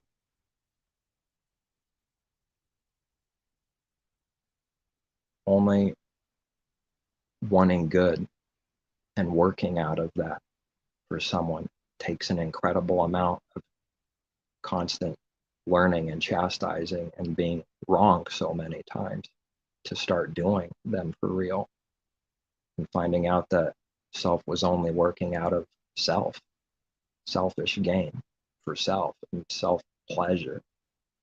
We read those who love pleasure will be poor. They'll be spiritually poor. They'll be broken. They'll be empty if they love carnal pleasure. They need to learn how to love the true pleasure. There is a good way always, but that's speaking of the evil, carnal thing, loving that worldly pleasure, which is all kinds of different things, including getting worship from others, doing something so that you get worshiped and praised by men. See, there's no way for that. Anybody in the world that's giving actual truth, no matter where they live, if they're doing that, they are not getting worldly pleasure, gain, or benefit and esteem by others from the world, because his way is perfect. If they're doing that, they're not receiving that, which is proof for something. It's proof. Darkness won't see those works, and it won't see that it's proof. It's right in their face for them to behold, proof. And all the proof that someone is doing something for self-gain is also there, that they are doing it for those reasons, but they'll say they're not, because they believe the image of the beast. And the only people that can buy and sell are those that have the mark of the beast. This has always been true.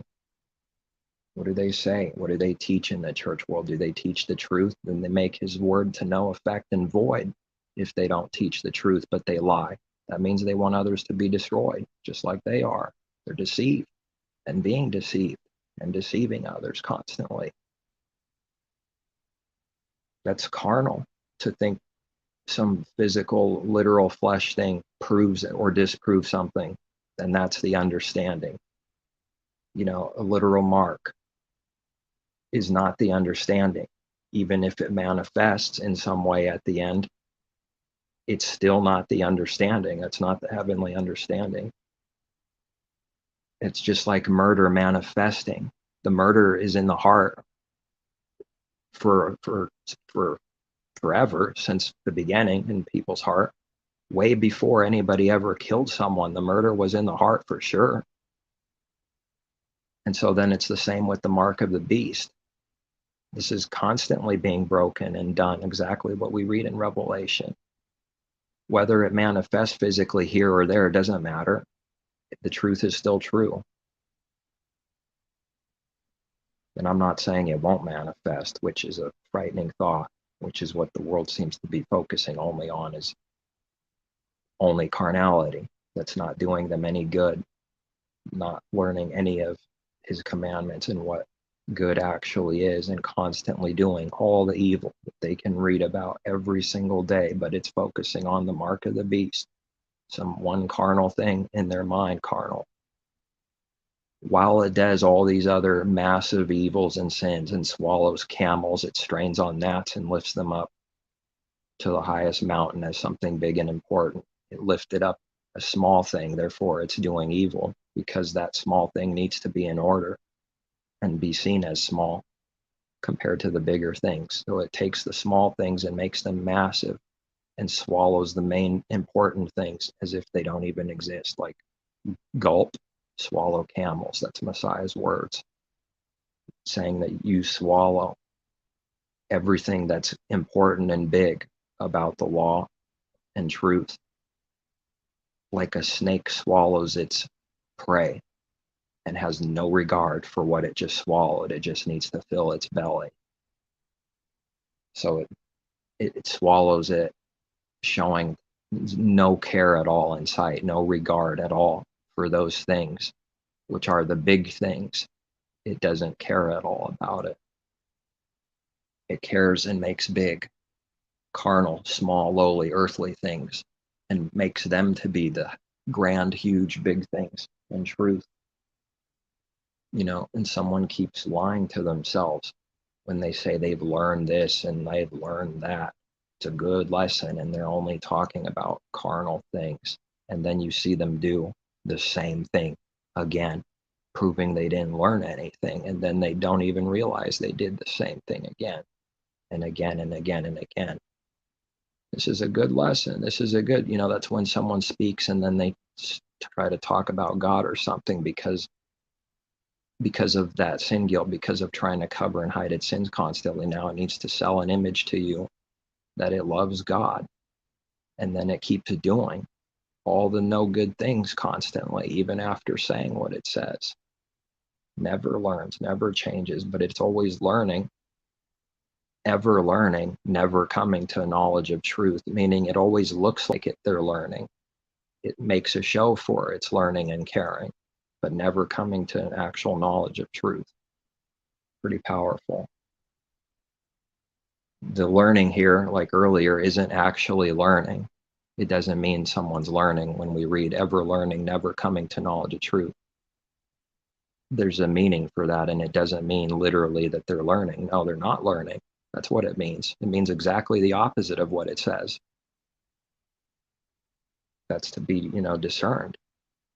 Ever learning, only looking like learning. If someone never comes to the knowledge of truth at all, how is it that they were learning for real? So ever learning, never coming to knowledge of truth is just a show.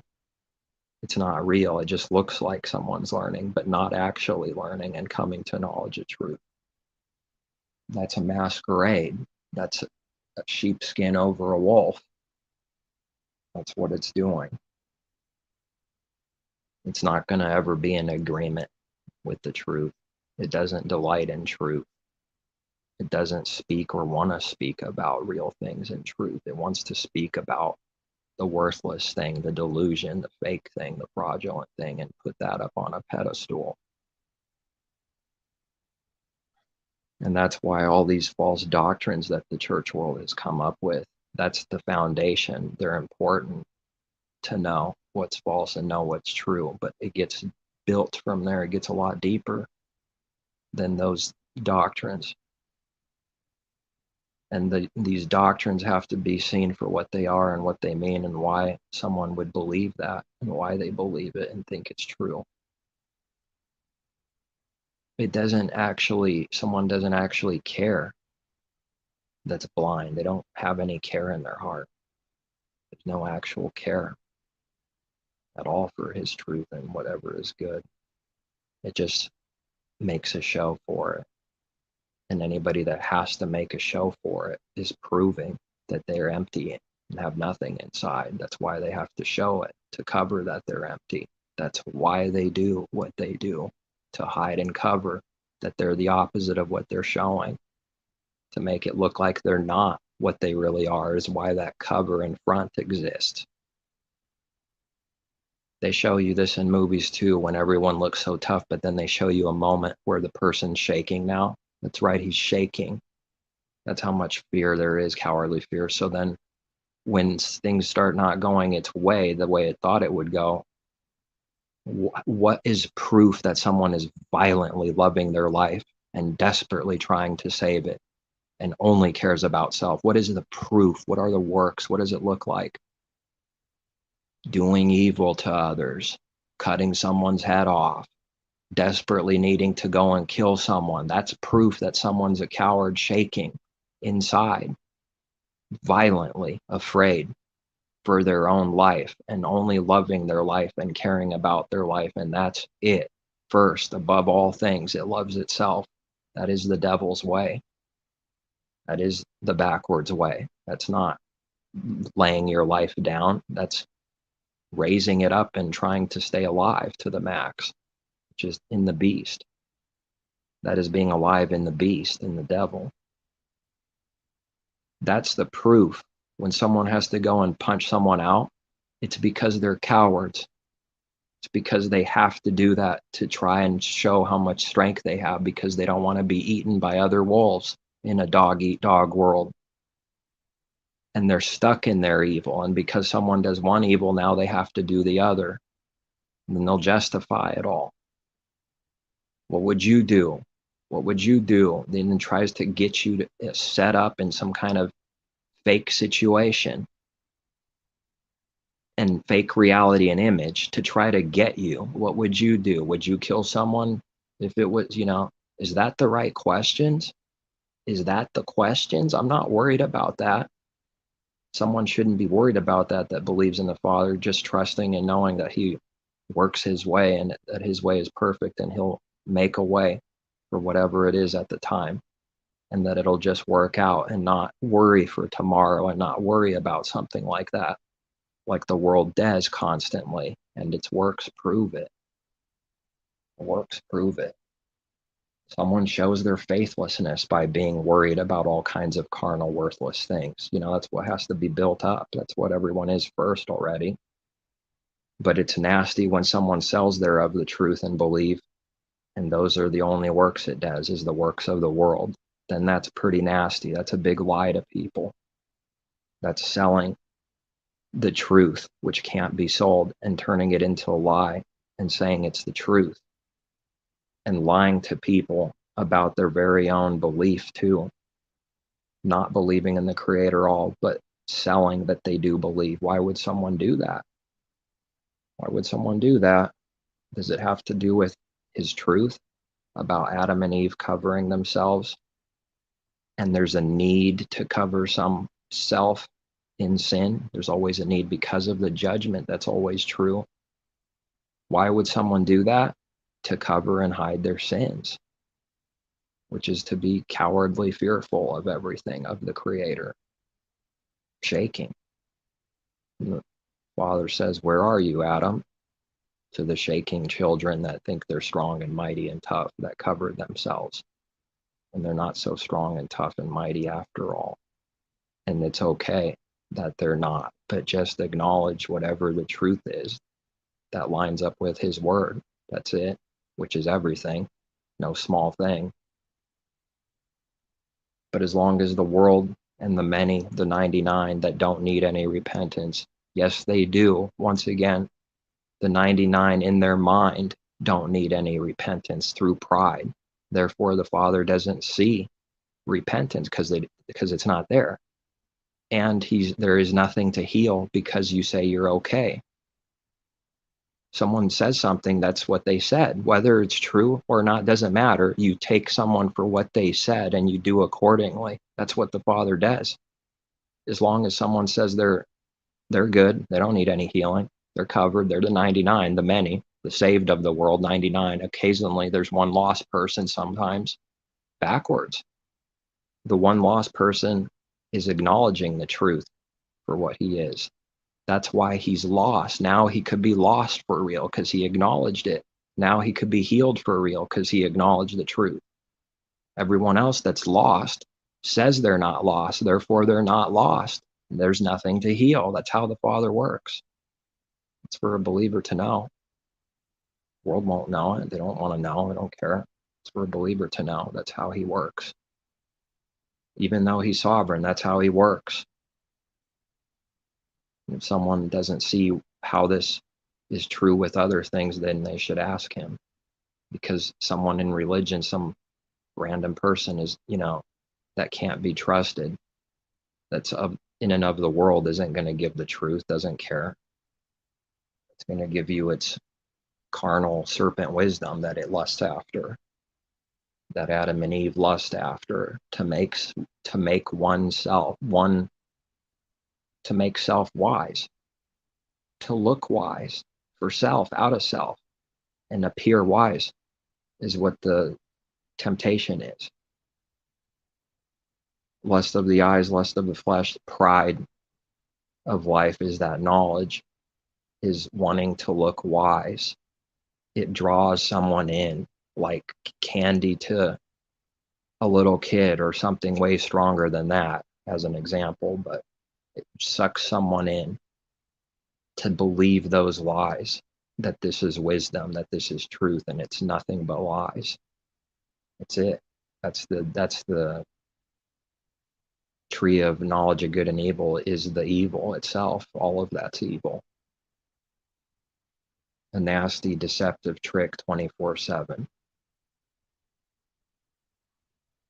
And then Adam and Eve believe the lie that they bought.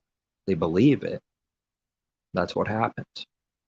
And then they go blinder for believing the lie and doing no good, doing evil, breaking the command to not, which in the Father's sovereignty was the only way that mankind had to do this. It's all they could do. That's for us to know. Nevertheless, that's part of the plan. And that's going to be enmity to the world to hear these two things like that. Wait, are you saying he wants them to sin? He wants them to, they don't understand. How do you give that understanding? Just say the words real quick. That has to come from the Father himself to be able to understand and not see it as evil, contradicting, and enmity. That's exactly what he can do. That's why Messiah says ask, because there is an understanding. There is something that's true and makes sense and is true and is the truth. It exists. It has to be given, which means it has to be asked for. How could someone ask for what they hate and is never on their mind? They just assume already that the lie is true, that they know. They'll just assume the lie is true already. And how they think something works will be enmity when they hear the truth, because they already believe the lie. It's already an enmity. It's already there. Now there's all kinds of twisted reasons for the doctrines that the church world sells, like Messiah being the creator and God Almighty, the Trinity, immortal souls, because self is immortal. A God cannot die. Doesn't matter how much evil and sin someone's did, they're immortal. This is all prideful and blind. It's doctrines covering the truth to cover actual sin, to cover and hide actual sin and rebellion is why doctrines are believed that are false. And it'll be different for some than others, but it's the same thing happening in the heart. And someone can be fighting against each other like the world already does, but the same thing's being done in the heart, but they're fighting over different covers. That's what's happening. Someone is wearing orange and they say this is what's right. It's self-righteousness. It covered itself. Someone else is wearing yellow, and it covered itself. It's self-righteous and covered itself, but its yellow is better than orange. So therefore, orange is wicked and carnal and no good, whatever. Exposes it, and orange exposes the yellow, and they fight against each other. But they're doing the same thing. Neither one actually loving truth and seeing what it means and living it. How could they if they do this constantly? And how can someone see how much they do that if they're only doing that? They're blind. They can't see even that that's all they do and how much they do. The no good works. Even that's a gift, to be able to start seeing self, which is light. When there's light, you can see. And that light has to grow. The Father Spirit within has to grow, become a bigger tree, so that whatever is true was true. It just becomes more true now, and the false thing and lies die more and gets cut off more, which is the pruning. You prune something that's already alive and growing, so it doesn't apply to those that don't believe. How do you prune what hasn't even been born yet?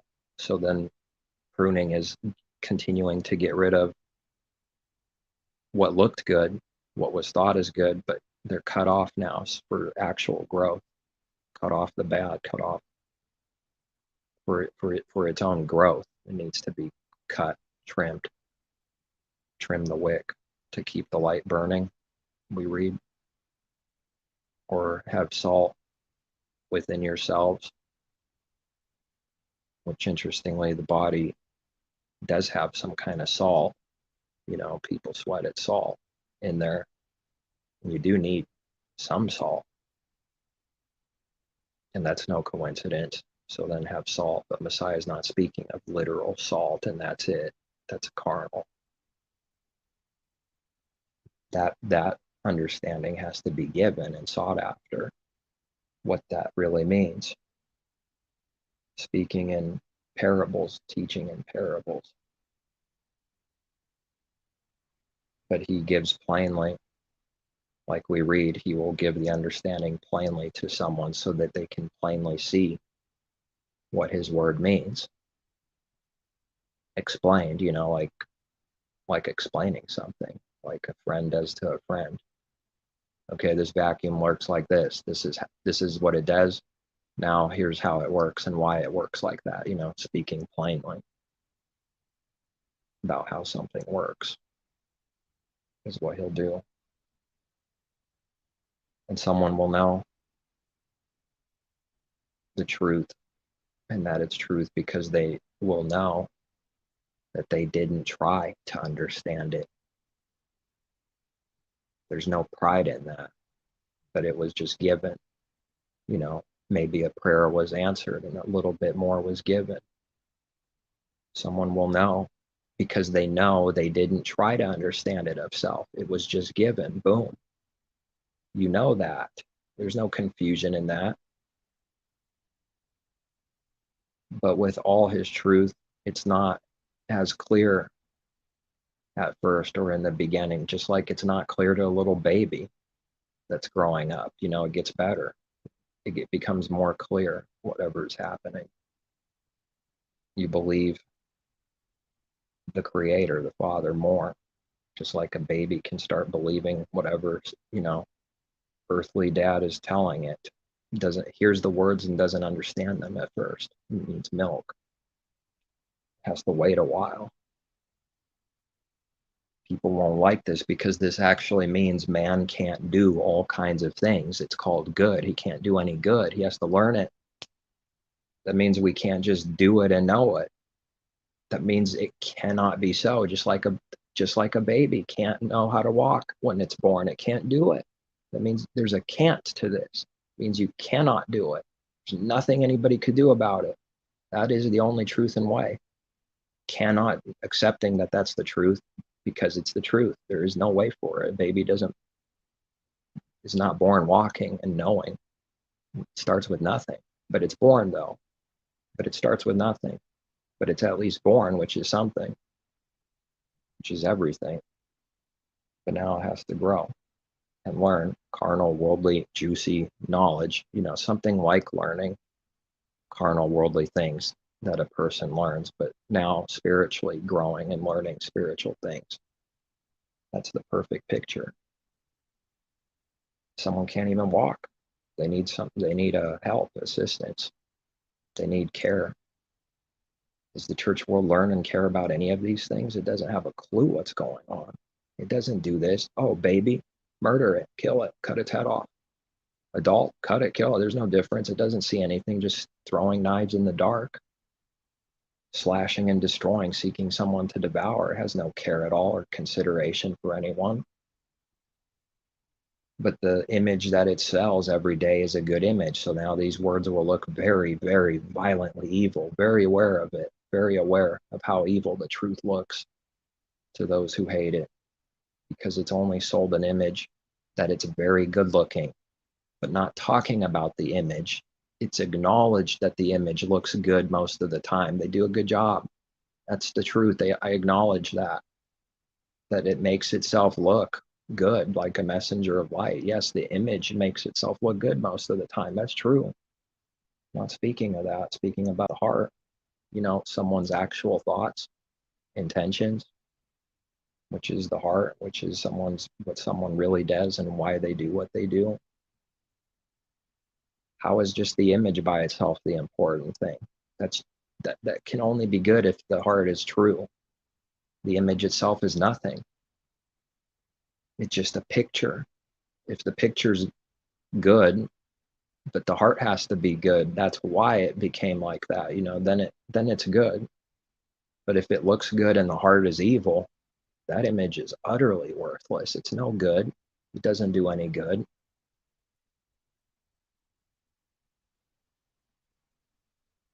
Messiah taught to the religious people. That's why we read he spoke to them so often. To Jerusalem, people who say they believe, about eating bones, about making the walls white, clean, good looking on the outside, but inside is full of dead men's bones. That means that their heart has been murdering and eating people alive. And they have dead men's bones in them, within them, in their life. That's the works that are being done. You devour someone, destroy them.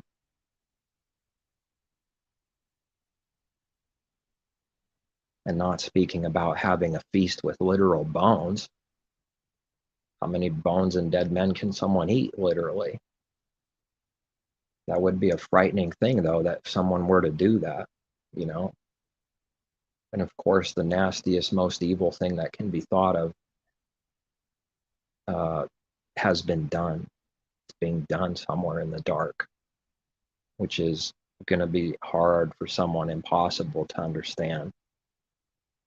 And the once again, needing to ask for the understanding and accept that we don't have it all, that we need to understand way more than whatever we already know or think we know. That's part of the truth too, is acknowledging that there's a bunch missing still. That's called being humble. Pride has nothing to do with that. Even though it's true for them that someone has nothing first, pride deletes that and says it has everything. It's a lie. It's a delusion. It's an image. It's not real. You just think it is. And whatever someone believes, that's real to them. That's why it's true to them, because they believe an actual lie. That's why it's true to them. Someone's delusion is real to the one in it. How hard would that be to discern? Well, it's pretty hard to discern if we can't see. How do you know what's happening, what's not happening? Someone says and swears this is what happened and this is what they saw, and they're talking about their delusion. So in a way that there is a truth to what they say, but then it has to be seen that no, what they're saying is a lie. They're talking about their delusion. No one can be trusted. No one can be worshipped and believed without being in some kind of blind death and judgment for it. because man can't be worshipped, trusted. People want to trust someone, even though they've only done evil to them. Why do they want to trust someone so bad? Why does mankind want to worship and trust some random person so badly and just blindly, without anything, without any discernment or testing, believe what they say and start actually doing what they say? It's kind of frightening that that's so, because seeing more evil and seeing what mankind is, his truth starts making more sense to me. There's a reason why we read not to trust in man. Can't be trusted for real. He's going to do some kind of evil to you.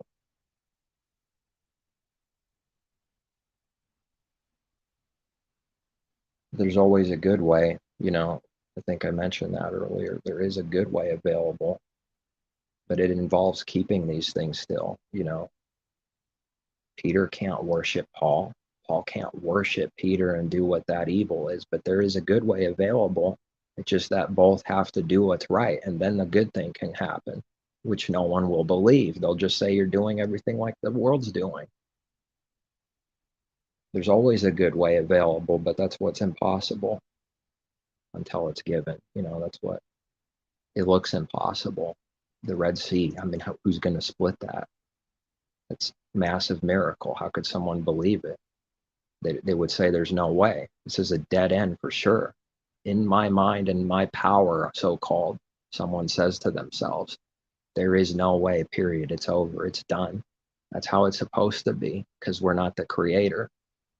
We're supposed to understand and believe that, and then he'll give a way for believing the truth and acknowledging the truth, that there is no way and we can't do it. That's how it's supposed to be. Moses didn't do anything of himself, and the people didn't split the Red Sea. It has to be understood. The Father worked through Moses, never forgetting where those works came from. Not Moses, but Moses did them nevertheless. The Father works through Messiah, and all the works and truth are from the Father, even though Messiah did them. First the natural, Moses, then the spiritual, Messiah. First about natural things only, and then the spiritual, the real things, the heavenly things. That's why they want to lie and say Messiah is the creator. It destroys all things. It destroys and blocks all truth so deep, deeper than someone that's doing that could ever even remotely understand how important it is and why it's so evil and such a big lie for man to be the creator. It's a big deal, but at first maybe someone just has the words, Messiah is not God, Messiah is not Elohim, and that's about it, and maybe a little bit around it. And so then in someone's mind it won't see how important it is and why it's so big and deep until more is given. But that's the foundation. It's the lowest thing. That's what's given first. So we shouldn't expect the highest thing to be given in the beginning. It has to be built. The more lower thing is given first, the foundation. How important is the foundation? Without it, there is no second floor. So then, even though the second floor is higher than the foundation has something that the second floor doesn't, which is it supports it. So it balances itself out. It can't boast. Second floor can say you're low and stupid, but it says that while it's being supported by the first floor. This is evil. So then it needs to be humble and say, yes, this has something that I'm not doing, I don't have. And that's the only truth. And it has to be okay with that. And so does the first floor have to say to the second, you're above me. That's true. But it has something that second floor isn't doing exactly the same. See, they both have something over the other and same the other way. But this world fights against itself, and it wants to take pride in whatever has been given someone, even carnal, like, someone can do something better than someone else, and it's obvious. It's like they're natural at it. And it'll boast and think that it gave itself that. What is it, God, the creator? Elohim Almighty, it will take whatever carnal gifts and say it did it in pride, in rebellion, when all things are given. He's a giver. There's no pride in his way. He gives. No one can actually boast. That's why we read that. No one can boast, meaning in heaven, no one actually boasted and no one ever will, but everyone's going to have to find out that they never boasted, but they believe they can right now. A little long-winded saying it like that. No one can actually boast because there is no real reason at all. It's stupid. It's actually foolish to boast because of the truth, because they can't boast, because what they think they did is not from self. And that's what rebellion is. It doesn't believe this. It doesn't want to believe this. It thinks it can go its own way, like a little rebellious, 13-year-old teenager thinking that its way is good and better than the parents. And that's just a picture. That's just the picture. That's not the truth right there. That's the right picture. It's something like that. It thinks it can do its own way and it can't. It can do this delusional way, but it doesn't work and it's going to get punished for it. What it thinks it's accomplishing, it never accomplishes for real. And whatever life it thinks it's going to get for a delusional way, it never receives the life that we read of. It never receives that from the Father for doing evil. It can't. It just thinks it is because it says it does. Because I say so, it's true. That's what it'll do. And if someone doesn't believe that person, they'll get angry for not believing them. They'll put pressure on you to sell an image that you need to and must automatically believe them. Sorry, what if I see what I know is a lie and I cannot believe what someone says? They want me to do evil to them by believing them? I bet that question never even entered someone's mind in rebellion, not even once, for what this really is and what it means. You want me to do evil to you by believing you when I know you're lying? It's going to think that's prideful, and that's the only good thing someone can do. Picture it. If that's the only good, true thing that you can do in that moment, are they going to believe that's a good or evil? Which one? To do evil to them would believe what you know is a lie and worship your image, so you cave into someone and what they say and want you to do so that you please them. So you walk a little here, walk a little there, lie a little, cheat a little, do a little good. Can't be done. Then if you do the evil, someone will act like they like you, like they love you. It's not real. It's not real. The only real love comes from the Father above. That's it. That is real. But this other thing, this evil thing, is not real. Now, because of that, does that mean the real thing doesn't exist? No, it does. Yes, the Father does exist, but it cannot be real through lying to someone. It doesn't have to look like you stab someone in the neck, literally. That's what it looks like spiritually. Therefore, that becomes our reality. The spiritual truth, the real works, is what we start seeing, and the other things are just in its place. We see it, okay, but this is what's really seen. Starts becoming more seen. You see that. That's what someone did to you. They won't believe they stabbed you in the neck because they didn't literally look like they did that. Therefore, they didn't. This is incredibly prideful and blind. It based off images. It works off images. It thinks that's proof. It really does think that's wise in its own mind, that if it doesn't look like something, therefore it automatically proves something.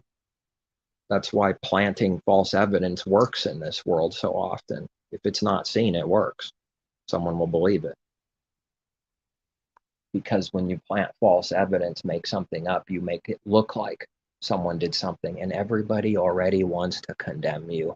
Has anyone wondered why everyone so easily gets angry and growls inside and wants to believe the evidence? Don't they show that in movies like every other minute, every other second, that everybody is already so stiff-necked and hard like a rock?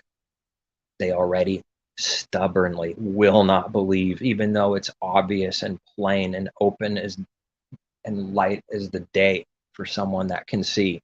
They will not do whatever is the right thing. It will be stubborn and stiff-necked and stick to the evil and say, nope, nope, because now that it made a judgment, it has to be right about its judgment. It can't be wrong now. It only cares about what it looks like and whether it's right or wrong in its mind and how it's perceived by others, which is worshiping its own image. So then it doesn't care about what's being spoken of and what it means. It only cares that it's right in its own mind. And if someone makes you look like you're not right, they made you look bad, which is what all life is about. In this world, you don't rise unless you look good and are worshiped. So if your image gets slandered, you're going down in the devil's world. And that means everything to someone because that is their life. That's all they've ever worshiped and believed in is themselves and their image. That has to die for us. That can't be so anymore. And anybody that doesn't worship the image of the beast will be killed all the day long, like we read. You have to understand what this killing is, though. People will attack, they will kill you all the day long, but the Father still sustains and gives you life. It's a miracle. It shouldn't happen. A sheep should die if it gets stabbed in the gut 1,000 times, and yet it still lives. Killed all the day long, yet still alive. That's why we read that, because they are being spiritually killed and attacked by the enemy. Yet the enemy can't take that life, which is, I guess, going for full circle finally. Or not finally, it ends up being after 2+ hours. It just is. Didn't try to be something. Didn't plan it. Didn't think of planning it. That's what faith is. He just makes it work for believing in him something. You don't plan your own things and make it up and try to make it right. And if someone says they're going to do something, then we read only if it's the Father's will. That's it. That can be done. That can be done without sin. There's a way to say, well, okay, I'll see about doing this tomorrow. If it's the Father's will, Father willing, that can be done while not planning and breaking what this means spiritually. Doing our own way.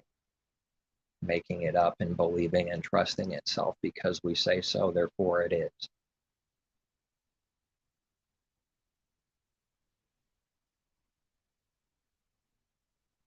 What a crazy world, what a cold world. What a shocking, pale-faced thing to see is his truth more and more. And the more he shows it, the more pale-faced someone will be. The more pale-faced we get, it makes you stop, stand still, and start turning white. It's like a hook in someone's back and you try to pull it out. Someone starts turning white, it's a little painful. Which is actually a real life story, is swing like an idiot and get a treble hook stuck in my back, and then started turning pale-faced, almost fainting from trying to pull it out, couldn't get it out. So had to be taken somewhere, numb it up, and then they just, rip it out, whatever.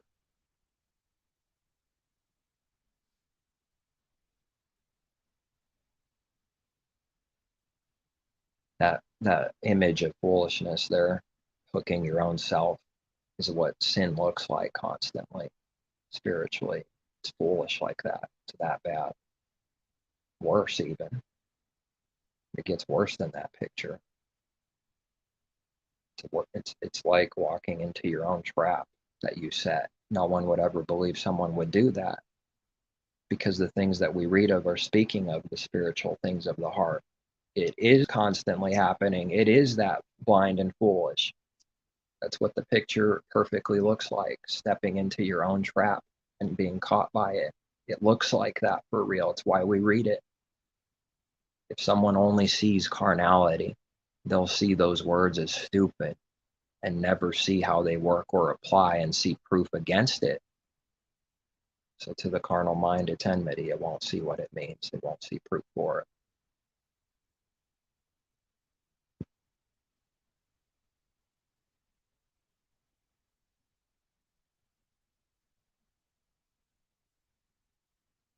That is a pretty big promise and amazing promise we read throughout his word. You know, what we read in Romans 8, that's why the apostle is saying all that, because it's true, because these are the promises for his people. They won't be left utterly destroyed and helpless, you know, although it can seem like it at times. But the promise is he won't let his people die. Because what kind of parent does that to their kid? Just lets them die. That's it. They know it's happening, they see it's happening, and they just let them get swallowed up by evil and do nothing about it and just let their own kid die. You know, has anyone ever thought of it like that? You know, it's a big deal, it's a big promise, but there's a reason why it's true. Because that's what love is. It never fails. Now, just because there's a lot of people failing through being in a lot of death, through a lot of sin, does not mean this truth is a lie now for his people. It doesn't make it a lie because something is 99.999%. Doesn't make the rare, special gem that's valuable because it's rare. It doesn't make it a lie. It stands on its own. That's truth. And the one that believes it for real, it applies to them for real. You know, this is not just talking about religious things and carnal, like how religious doctrine works. It's speaking about real things that are real.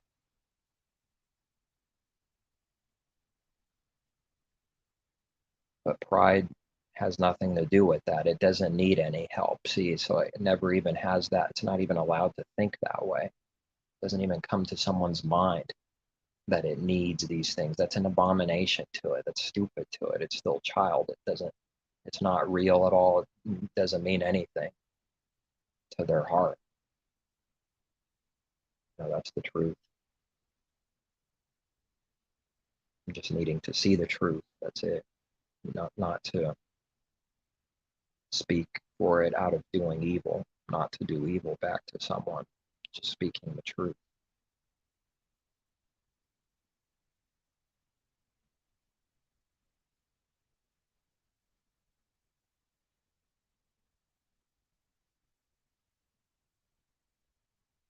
Oh, it might be close to the end here.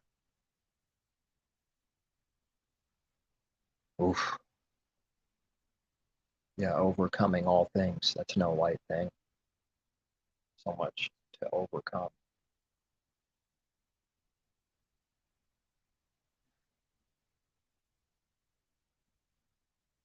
So much to overcome.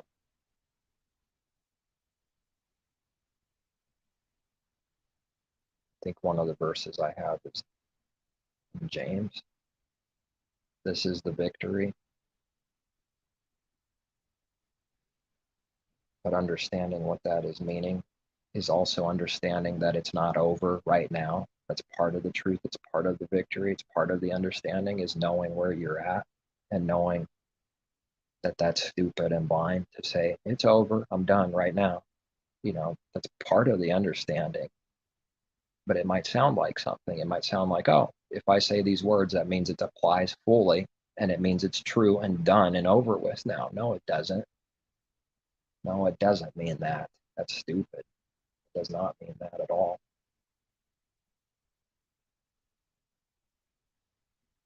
And that's the deception. That's the self-defeating snail or serpent tail eating, self-defeating lie is that someone that says they're done, they're done. Why? Because they said they're done. They're going to believe the lie. What happens when you believe you're done? You are done. You don't run anymore. You're done. You stopped at 100 meters and there was a million to go.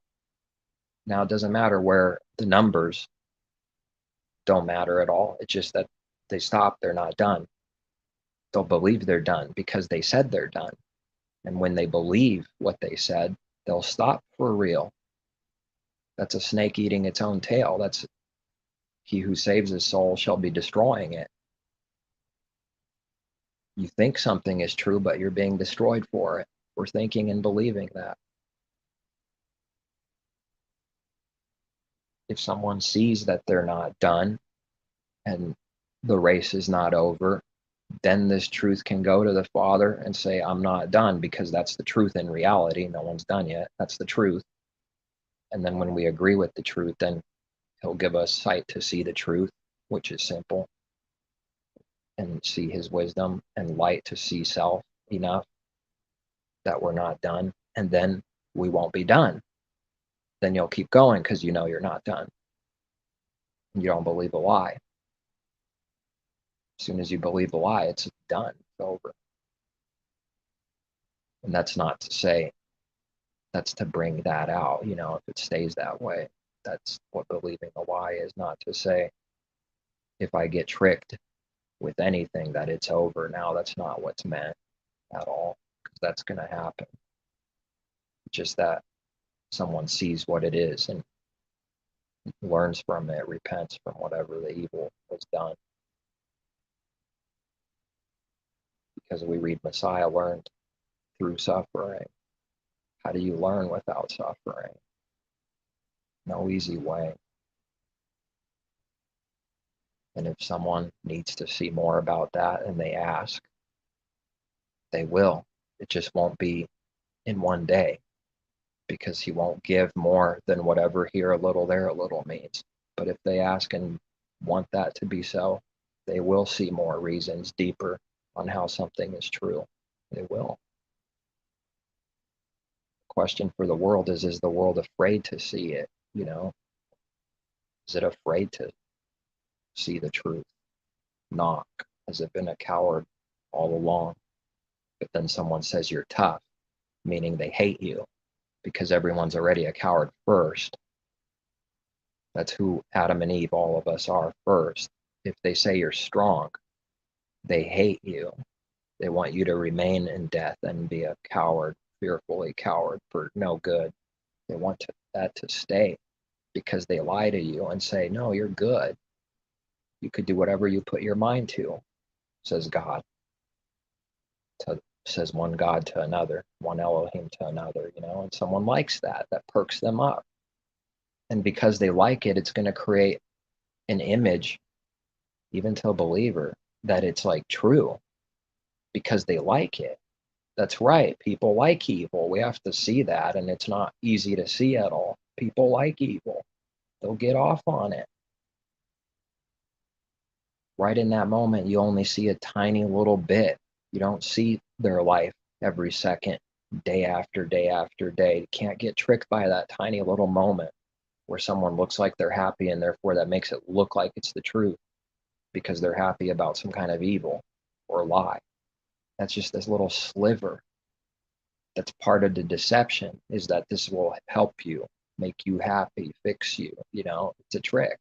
It has to look deceiving to be a trick, to be bought.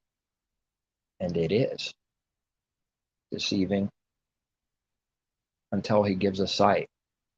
Then we can see it for what it is, and it's not that same deception anymore.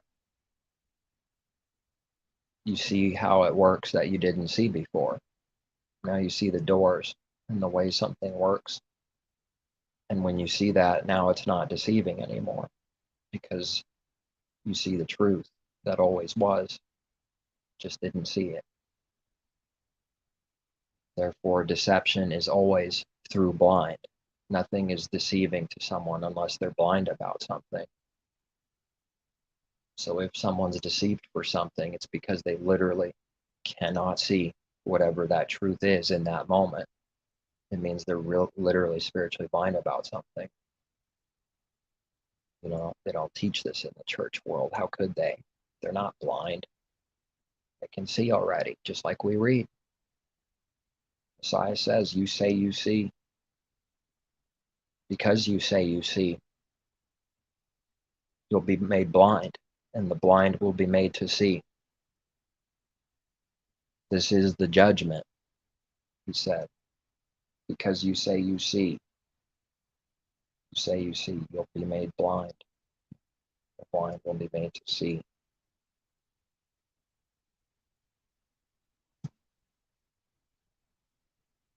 Someone can see his word, it's already true. It's already true. So then everyone already did what Adam and Eve did. And we just find out that we did that. That's the truth. Already ran, covered self, hide, not want to acknowledge it. That's what hiding is. Proof of sin, hiding. Everyone already did that. And someone just speaks of it like it's dog crap. That's what I see often done with his word, like it's a dung pile. Just say some words real quick and it's like no care in sight in the heart at all. It never loved his word. It only sold an image that it loved it. The false prophet sold an image, a monstrous image of what the truth is. And this truth is divided with all the other false lies and things going on. And they're divided within itself. The enemy is divided against its enemies, That's this world. It's divided in everything.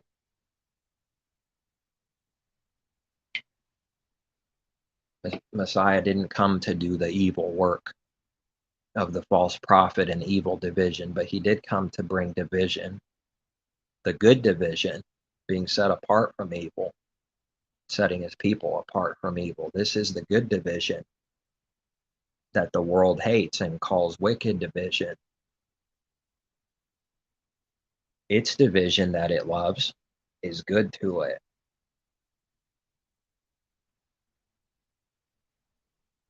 And this division is from not believing in him and trusting in him at all. And those are the proofs. Those are the works that prove that mankind everywhere doesn't believe and trust in him, is that they're divided and in all kinds of things. That's proof, because the Father doesn't do that. But he has to take what's divided and broken and repair it, and then make his people one. And someone needs to see and understand that that's not going to happen in one day either. But that's what believing he does the impossible is. How can someone believe what they've never seen before and proof for it? Well, they have to start believing it. Then they'll start seeing it. Nobody's going to see it without believing in him, that he can do it.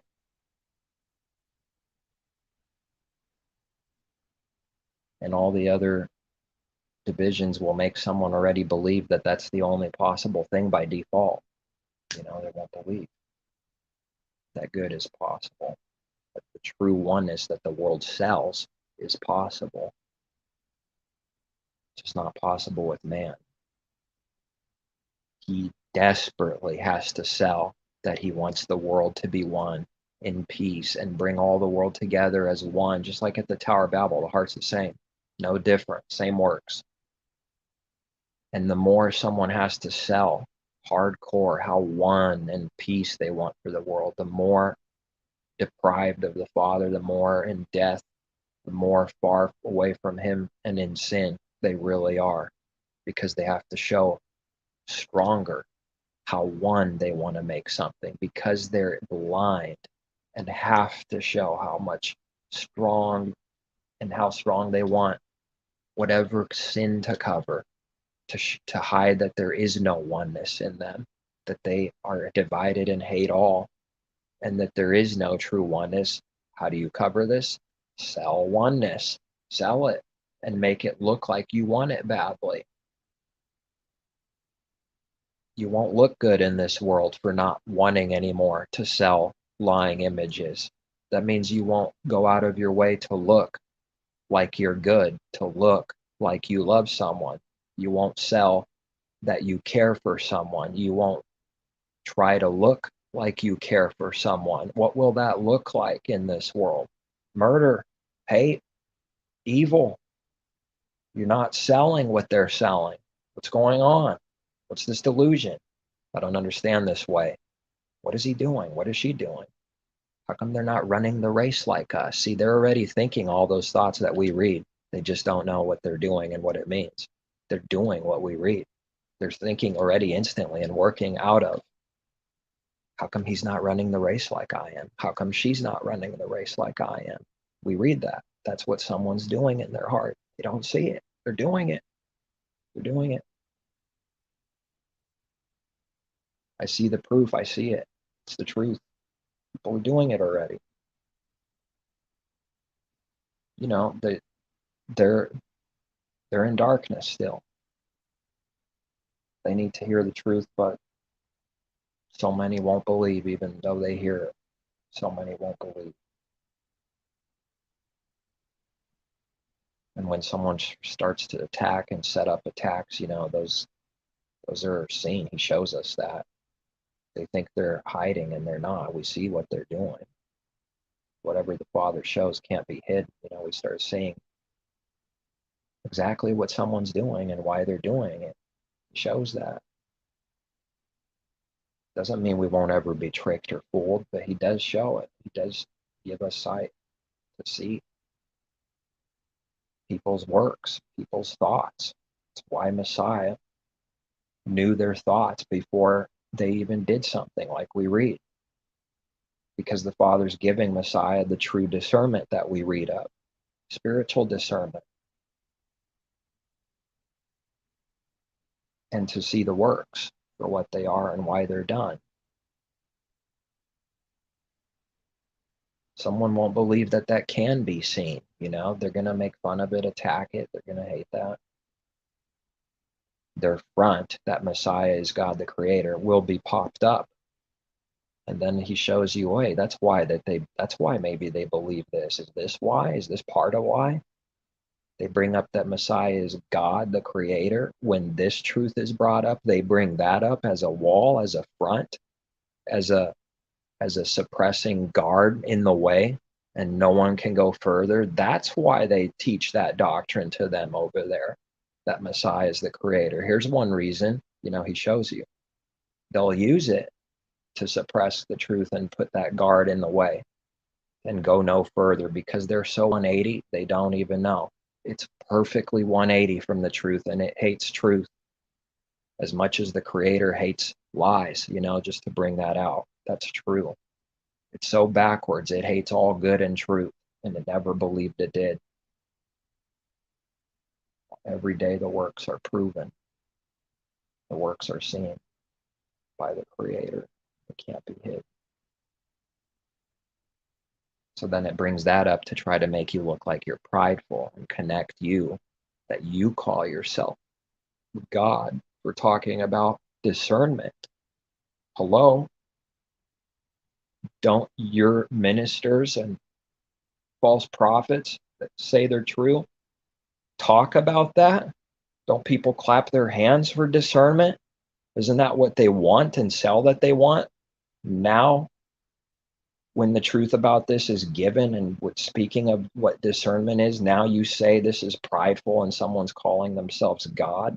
Are you saying Messiah is not God? You're God, though. You're saying we're supposed to do what he does. You know, all those things will happen. It is pretty amazing. It's hard to believe sometimes. Hard to believe how bad it is, the enmity, which makes it difficult.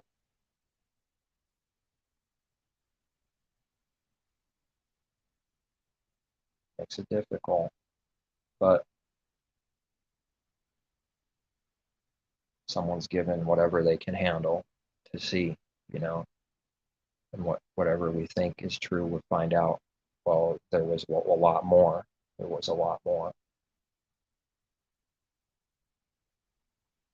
So the Father knows that it's difficult. These very things that someone's thinking about, saying is, you know, he knows all that. That's why we read the whatever we're reading that has a connection too difficult, because he knows that already. And yes, it does help to believe and see that he knows, and then someone can trust him more and he'll help them more. He doesn't help anyone that doesn't trust in him. He's not going to do anything for someone that doesn't believe at all.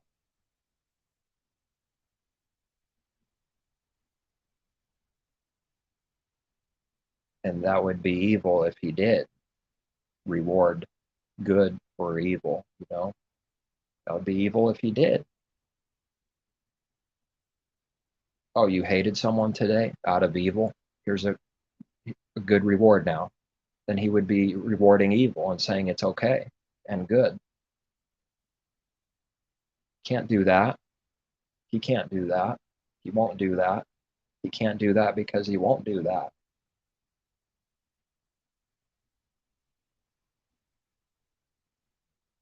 We have to know that. Shouldn't expect to get rewarded for doing evil. So we have to know whether what we do is evil or not. We have to see our own works for what they really are. But we read, like Messiah says, the one comes to the light so that it manifests it, to see its works, to see for what it is. If there's bad, too bad. Show me what it is. Comes to the light so that it can see whether it's got corruption in this or that, whether it lied, whether it did evil here or there. Comes to light to be seen. No easy thing, but not impossible, with the Creator. Darkness doesn't come to the light. Somewhere deep inside it knows it does evil. It doesn't want to come to the light because it's afraid of what will be seen. It doesn't want any proof for what it's done. No proof. So it thinks that hiding in darkness proves that it didn't do it. It doesn't work. It's not working. It's not working. Well, I think that might be it for real now.